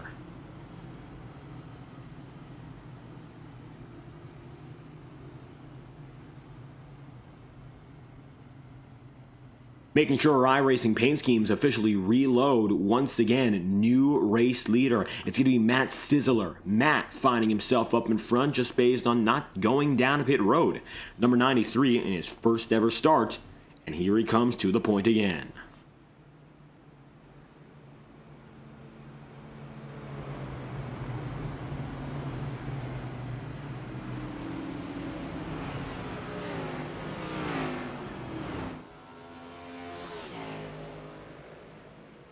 And it looks like some good news. Our paint schemes are coming back. So we'll get everyone figured out and sorted together for the rest of this race. Apologies for some of the technical difficulties all night long.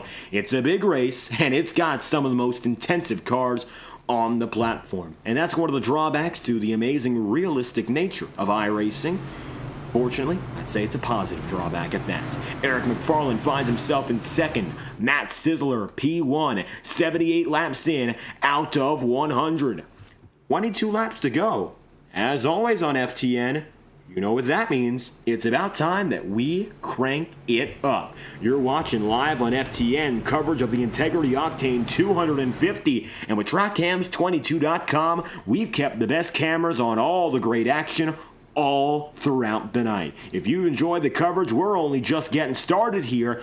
Buckle up. Get your popcorn, stay with us, and pick a driver who's going to win. You never know if they make it out of this lap or if they come out with a trophy in hand. With TrackCams22.com, enhance your game as a broadcaster or a fan of the sim by checking out their realistic camera packs for all 150 plus oval tracks, road circuits, and dirt tracks as well, with cars included in their gold and silver subscription passes.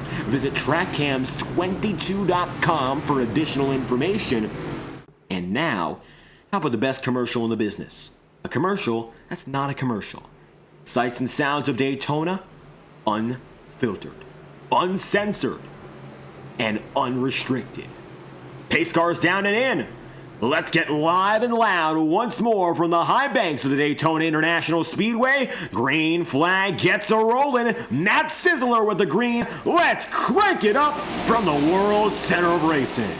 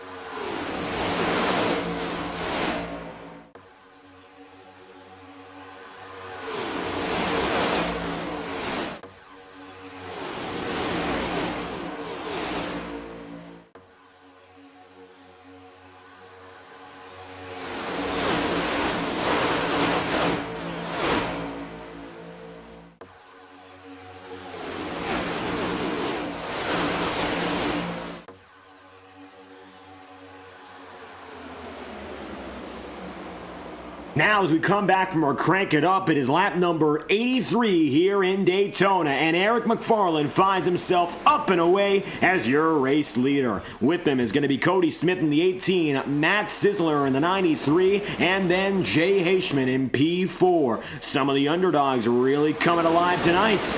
And you can see now Nate Campbell in P5, Kevin Bernheimer 6th, and Zach Splintenall in 7th.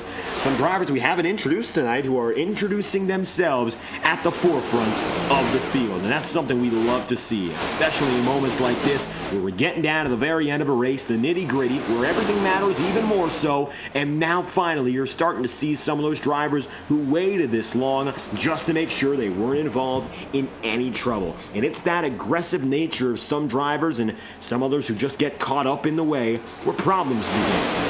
Now these are the drivers who have survived and are looking to tell the tale when we come across the stripe. It'll be 16 laps to go this time by when we come across the start-finish.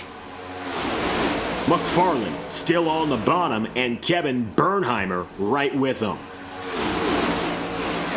How about Kevin Bernheimer making that savvy strategy call to get himself up to the race lead, and that could be the move of the race. Even if he doesn't get himself the race win from it, I think that is one of the moves that defines this race no matter what. I'm going to say that in large part because he's been toiling outside the top 30 almost all night. Realistically, he wouldn't have had a shot up in front if it wasn't for making that decision to go in and get himself a short pit stop, allowing himself to have the opportunity to get these laps led and take this track position when there's less time than ever before on track is a major plus, and the benefits of that, they can't be understated. That's exactly what you need to do. The right decisions are absolutely being made right now by this number 28 team. I think Bernheimer knows it, and now he just has to keep on acting on it.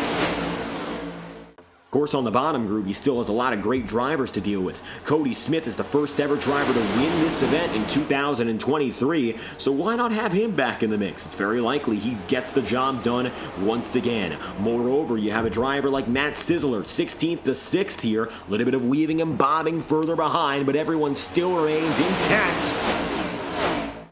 Everyone's got to look out now, 2 by 2. 3 wide has not made any long-term sustainable appearances in this race.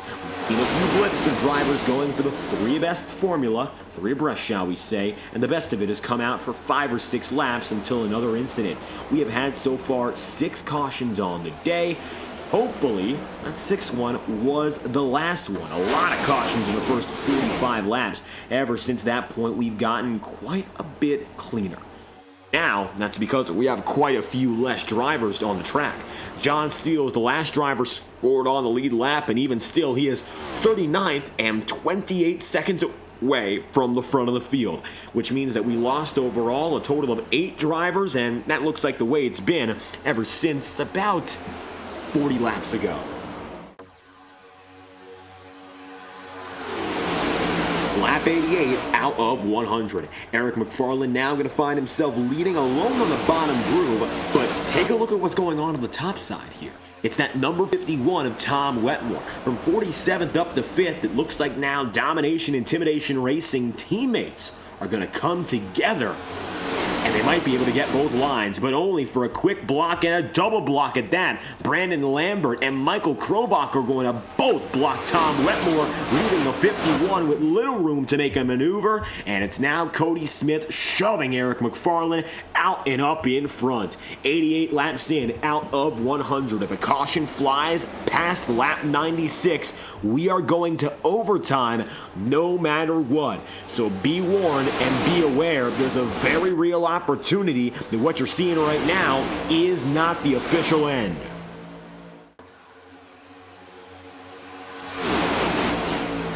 Lambert, 21st to 1st on the night. So many drivers who have gotten the race lead even for a brief moment have come from outside the top 20, outside the top 25, the top 30. They've been so far out, and they've still made it back up front. All the troubles and all the deliberations of qualifying have proven not to matter too much. Even though there is the allure and the spectacle of winning a dual race, it really hasn't made much a difference, and the strongest drivers have come up in front in defiance of that principle. Lambert with a big move. Welcome to lap 90.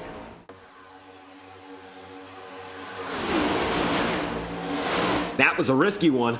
Can't take it away from him, that's for sure, but Brandon Lambert rather confident in that decision, and it turns out pretty good in this respect.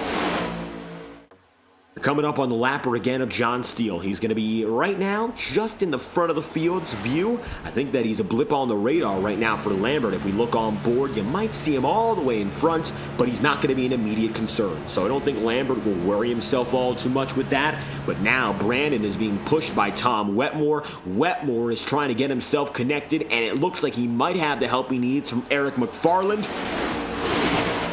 As a result, here we have it. Domination Intimidation Racing out of the picture. It is now Roadhouse Racing with their top two drivers connected, P2 and P3.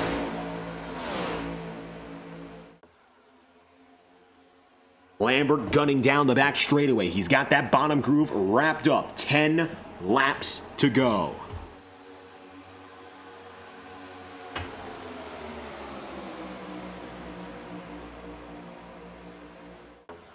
Double file through the corners. It looks like now Kevin Bernheimer going to help a new assault up front. Michael Krobach getting a shot to take the overall race lead side by side as John Steele falls out of way. He's a teammate here, but he can't play team games. He simply is not fast enough to help his guys up in front. That's the big problem. Here comes Chad Mikus, though, and speak of DIR, and there they are. Mikus and Michael Stroll now connected in the middle groove. 3 wide with a 4-car chain. You'll see right there the 85 of Chris Muth is also in the mix, and right with them, one more driver. It looks like for a brief moment you'll see the number 84 trying to cut into it. Doesn't decide to stick. It's Muth, Stroll, and Mikus, and Nick Tarbuck's trying to find help, but right now it is all up top. Michael Krobach with the lead.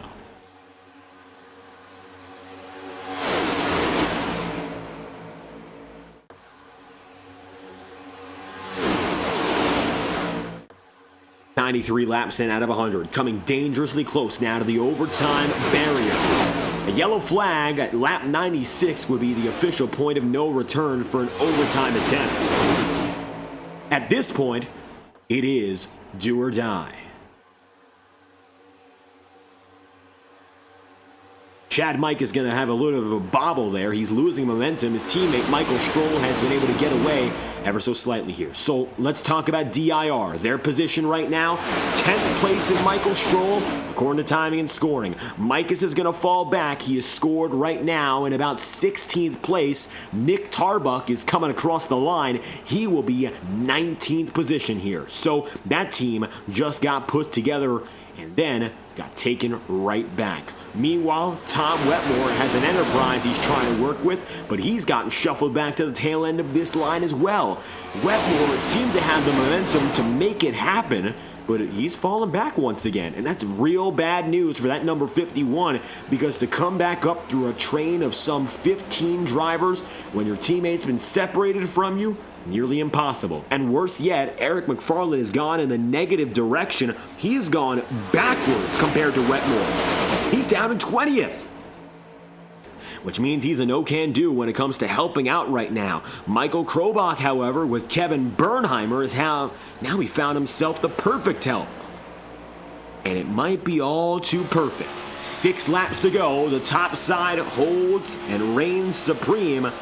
Everyone else, well, they're all going to have to fight for themselves.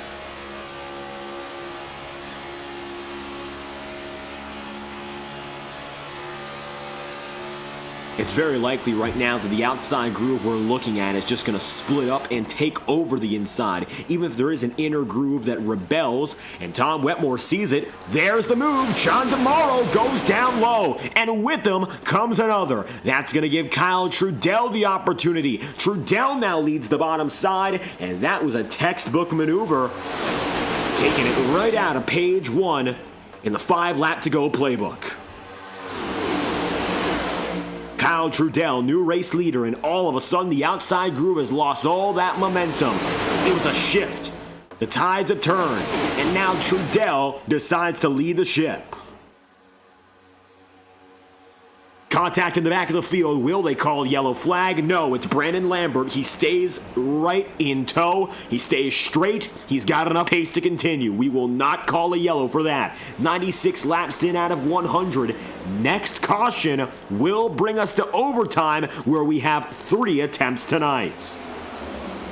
Contact further back again. Galen Gidman. He gets loose. He gets into the wall. He'll save it.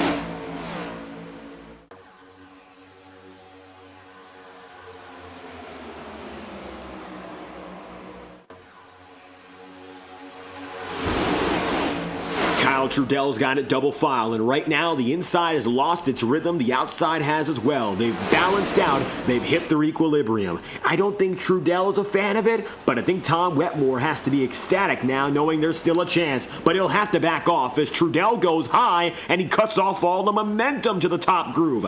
That gives John DeBarro another chance, and here comes DIR shuffling up through the ladder. Nick Tarbuck, who won this event last year, is now up inside the top 3. 2023 winner Cody Smith is still in the top 10. 3 laps to go.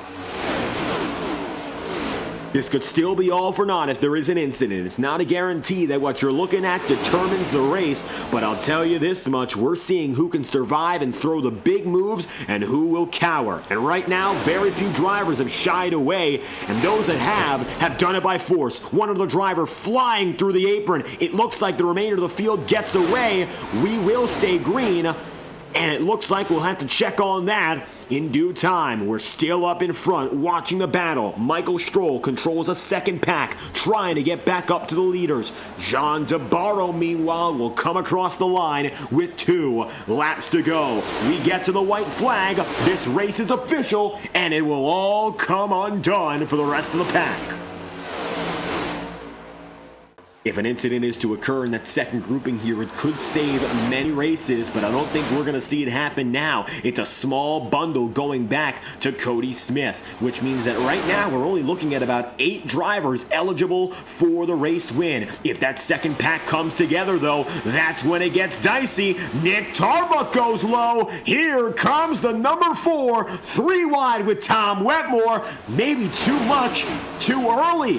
Tarbuck gets the lead, but only for about 500 feet. Tom Wetmore instead gets back up in front. Wetmore with the white flag. We'll see it wave just in front of the 51's windshield. This is it. 1 lap to go. Michael Krobach now pushing as Tom Wetmore leads us into turns 1 and 2.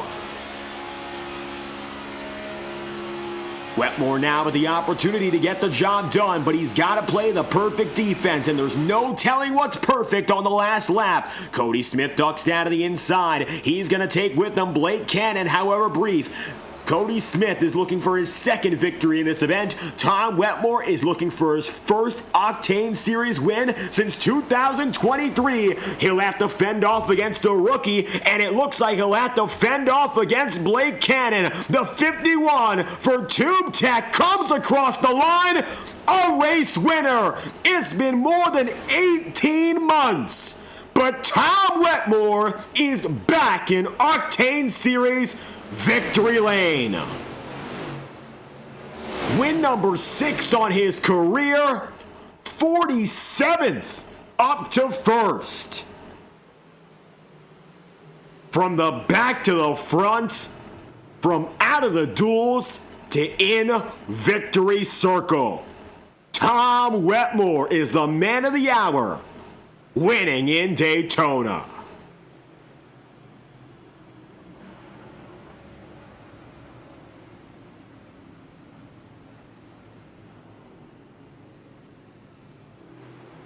Wetmore wins, and an amazing job by Michael Krobach in second, the rookie keeping things clean till the very end. Blake Cannon finishes in third. We'll hear from all of them after Tom Wetmore's celebration and a readout of our race results.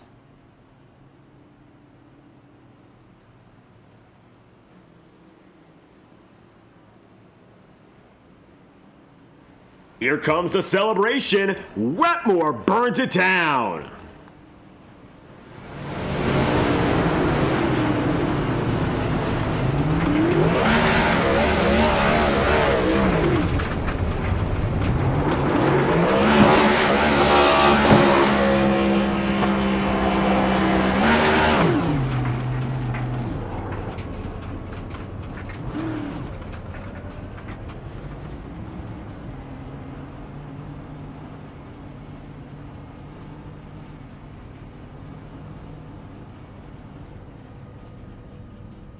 It has been a long time coming for Tom Wetmore and team.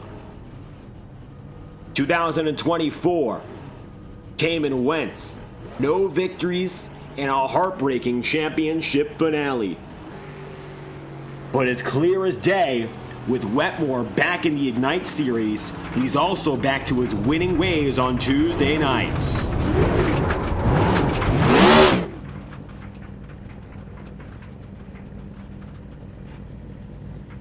Coming to a stop at the start-finish line, with the fans on their feet, Tom Wetmore is a winner again.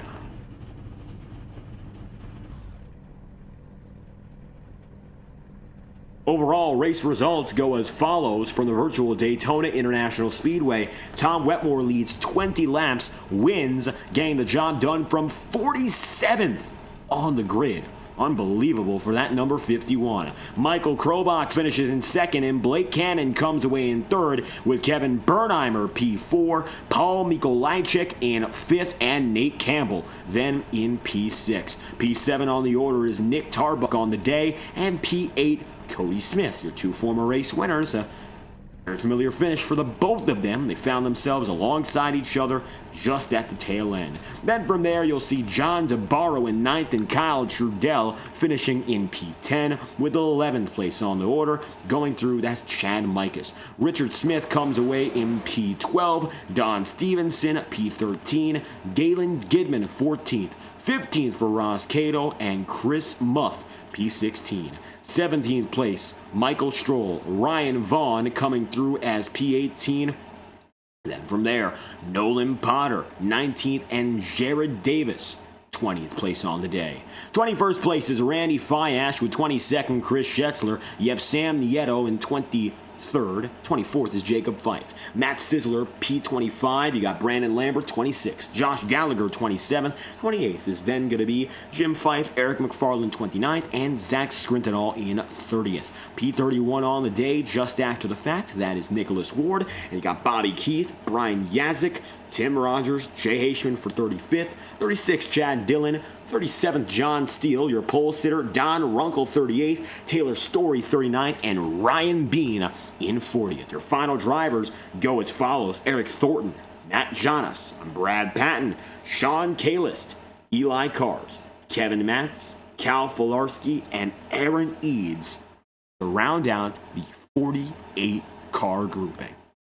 Tom Wetmore, the winner, as it comes to its close. And we're going to hear from your race winner, of course, first and foremost, the man of the hour, Tom Wetmore. We'll get him in the FTN broadcast booth right now, so stay tuned. We're about to get Tom Wetmore to speak with us here.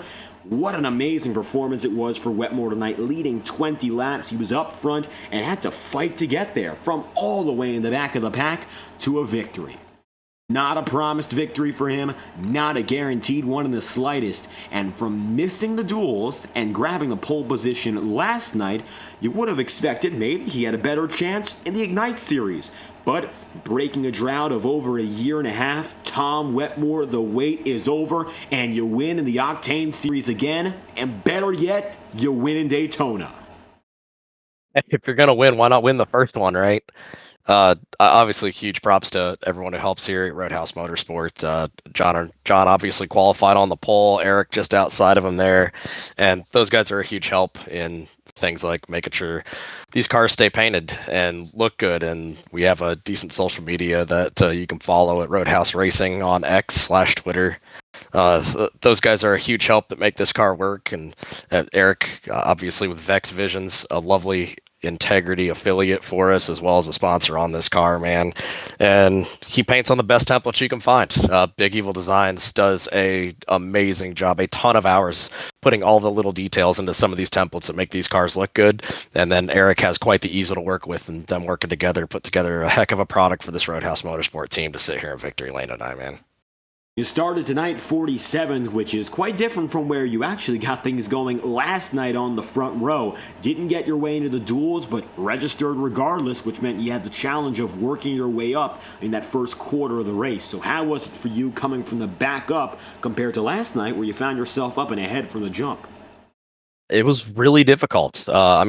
to put it in perspective, I mean, with 50 cars almost starting the field, we still have a strength of field in the 3,000 to 4,000 range in these fields, ranging from pros, ex-pros, down to guys who are just getting their feet wet and trying to get some experience here at Integrity Racing League. And we made a lot of 3-wide moves, had Cody Smith and Chris Schitzler to thank for some support there, because without that, it was just double file.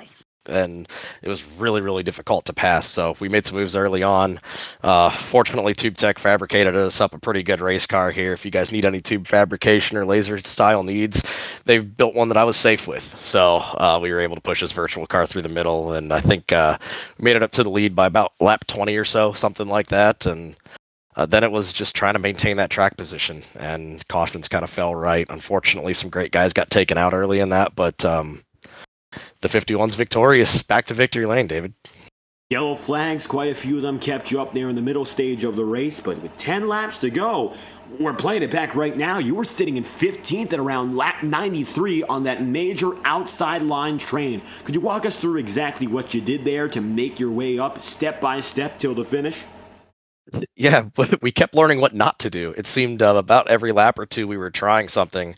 We tried the middle, nobody went with us. We tried the bottom, the middle would come along and side draft us. It's like, all right, there's got to be a way around this. And with the help of the 3BG supply car, with Eric, with some of the guys like Blake Cannon, Paul Mikolajczyk, affectionately known as Paul Bunch of Letters, a lot of guys were willing to try new stuff too, and we found ourselves up in the outside line off the nose of Michael Krobach to kind of finish this one out. And he said, I was going to blow this thing up, but we were going to push you to a win tonight. So huge thanks to him over there pushing EPI car to victory lane. And it's we're the one who gets to burn one down, but it's only because we had some people play really nice to help us get here. Certainly couldn't do this one alone, not at a plate track. And so it begins, a championship run, perhaps in a full-time campaign with the Octane Series. Next time we go racing, won't be a super speedway, we're going to Old Atlanta. So kicking off your season with a great load of momentum here, a head full of steam, how do you feel about maybe your chances in pulling that momentum through for our first intermediate of the season? As much as I love Daytona, Daytona typically hates me, but when we go to Atlanta, a true intermediate track, I think that's where you'll see some of the talent really shine in the Octane Series. And I think we'll put together a strong campaign again, but it's nice to know we're starting off on top to start the season. But yeah, like I said, got to thank all the guys from Garage Moon Power, Tube Tech, Robin Steele, attorneys at law, Vex Visions, and the easel that makes this thing painted on, Mr. Big Evil Designs, Chad. All these guys helped put it here, and now we got to go to Atlanta and back it up to prove we aren't just a one-hit wonder, right? Well, Tom Wetmore, you find yourself now, based on the numbers, top 3 wins in this series. That is your 6th, and it's your first in quite a long while here, but now that you're back on top, the next gens seem to suit your fancy. Any final thoughts or comments before we move on to Atlanta? Man, here in third all times, pretty cool stat, David. I appreciate that, man. We've been fortunate to run with Integrity here for about 5 or 6 seasons, and for a league that's been around for 15 years, one of the most stable leagues, bringing consistent car counts. It's a ton of fun. Couldn't do it with anybody else, and it's a blast to start off with a win here at Daytona, man. Tying yourself with the inaugural Octane champion, Seth Noel, moving up with that 6th win. Tom Wetmore gets things started right in 2025, winning the Octane 250. Thank you for your time. With Wetmore on the move, let's hear from your second place finisher, someone who's finishing his rookie weekend here in the Integrity Racing League, and a driver we certainly want to hear from, Michael Krobach. Getting the job done and finishing his second ever Integrity Racing League event as a second place finisher, Michael. I'm sure you learned a lot across the 550 miles we ran this week, and now that your first week in Integrity action comes to a close, you come through with a second place at that. Yeah, I love racing the Cup car. That was a lot of fun, having a big group of 45 plus cars in the field there and working that side draft, working with some teammates from old leagues, with some teammates from new leagues, some new friends, people I've never raced with. And for a group like that, that was a really clean, really fun, really hard race. And coming back from 5 minutes of damage and finishing P2 and shoving the heck out of Tom there, I'll take it. Front end damage, getting yourself caught up with it early. damage all around, shall we say. I mean, 5 minutes of damage heading down a pit road. The big thing was you were lucky we had quite a few cautions in between to fix that. So how was it for you managing time on pit road just to keep yourself on the lead lap? Oh, great question, David. We were strategizing on when we were willing to lose a lap to fix damage and when we were willing to just take a little bit and cycle to the back of the field. And fortunately, I made the decision to lose a lap early on, and we had an instant caution and got the lucky dog right away. So that kind of worked out really well and set the tone for the rest of the race and got us in position there. I think we still had a little bit of nose damage at the end. I don't know if you could see that on the broadcast. I don't think we got it quite fixed, and I could definitely tell when I was leading there with, I don't know, 5 or 7 to go that we weren't quite as where we needed to be. And so I was down to push whoever got in front of me there at the end and push them to the win and kind of gain some respect in this league and just keep a positive attitude for the rest of the season. And you mentioned something that's going to be really important for all these rookies. And Michael, we found you up front on both nights, gaining that respect. Unfortunately, that's the big disadvantage of being new. No matter how good you are, you just haven't raced around the field. So how important has it been for you in just getting around these veterans and showing you can be trusted in important moments? Yeah, absolutely. We've been on the sim for 15 years, and I've raced with a lot of these people over the years in various places. I think people know who I am and that I try to be clean. I'm not the fastest guy here every week, but I do try to be one of the cleanest, and that's kind of what we aim to prove tonight. And we were aggressive when we needed to be, for sure. I know I was up there in the Discord with my teammate Brian Yazik talking about whether to push hard or not. And when we were back there in 43rd after fixing that damage, I really wanted to try to go to the front as much as I could. And really appreciate, I think it was Chad and I think Tom and a few of the other guys, went with me through the middle there. And that's risky as a rookie to go through the middle at Daytona, getting side drafted on both sides, but a lot of respect, a lot of room. And we were able to make the middle work and be in position at the end and capitalize on it. Podium finish here, getting your season started off right. Old Atlanta, that's what's up next on the calendar. Until we head down to Georgia, though, Michael, of course, you have any final thoughts for us? We'd love to hear it. The floor is yours. Yeah, just got to thank all these guys for putting this league on, you for broadcasting, and of course, Team Conti Sim Performance, Michael Conti and Nick Ottinger, and Dustin Hall, Adam Benefiel have made me a heck of a lot better driver. I was kind of stuck at 3,500 iRating for, 10 years, and now we're up to almost 8,000 thanks to these guys. So thanks for all the work that they do, getting me better, and working with the team there. It's a blast, and I'm just happy to be a part of it. Watch out for Michael Krobach. The rookie finishes his first week here in the Integrity Racing League, coming away with a second-place finish in tonight's Octane season opener. Thank you for your time. Thank you. Michael, on the way, one more driver we'd like to hear from, of course, Blake Cannon. And great to have Blake back, of course, tonight. Michael went from 8th to 2nd. It looks like that lucky 4th row, as it's tonight Blake Cannon, who goes through from 9th up to 3rd. Blake Cannon now in the broadcast booth with us, and with the number 44 back in action, you kick off your first week doing 2 consecutive races in the NASCAR Series for 2025, and you find yourself sitting on the podium. You missed the season opener last year, Blake, but to come back to Daytona and find yourself in the top 3, I think it's a pretty good start. Yeah, absolutely. We had a really good start.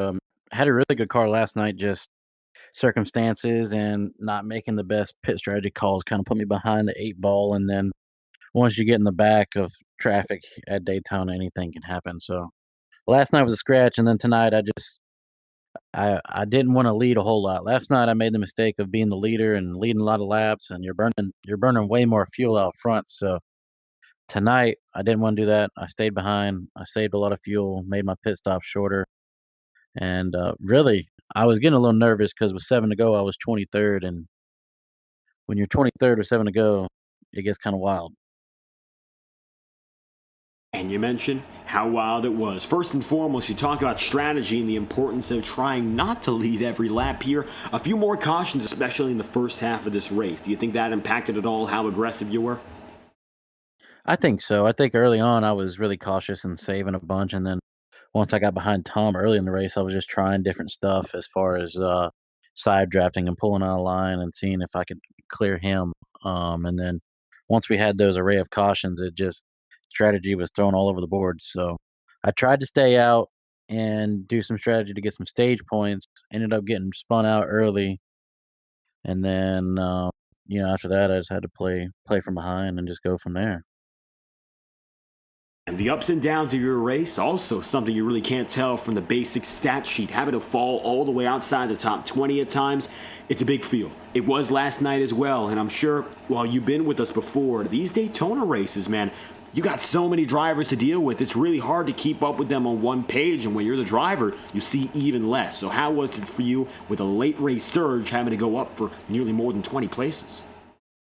It's crazy. I mean, to race with this many people, and I mean, I know we had a string of cautions, but I mean, for the most part, when you got 50, 60 cars on the track, it's pretty impressive on what these guys can do 3 wide. So, when you're outside the top 20, coming down to 5, 6, 7 to go, you got to stick with one line and hope it prevails. So, I knew I didn't want to be in the middle, and I couldn't get down to the bottom, so I stuck to the very top, and eventually I got clear and got down to the bottom. And when you're in the top 10, then you can start, shaking and moving around and getting in clean air and making moves. So um, I tried to make a move on the last lap on Michael and Tom, but just didn't have any help. But third, there's nothing wrong with third. I'm happy to start the season off strong. Well, Blake Cannon, putting yourself in a good spot, building early momentum, and grabbing an opening podium. If any final shout-outs or comments you'd like to give out to the audience here and us here, well, of course, we'd love to hear it. Yeah, just gotta thank everybody at Integrity Racing League. I mean, this is by far probably the best league to race with. The guys are great. Even as you've seen, we've got a bunch of new guys. I mean, I consider myself new, but I was here last year too. So new guys are good. Old guys are really good. The field's, pretty stacked. Thank you and everybody at the broadcast for what y'all do. And yeah, I got to thank my wife, Canning Creations, for coming on the car. And congrats to Tom. And we'll see you in Atlanta next week.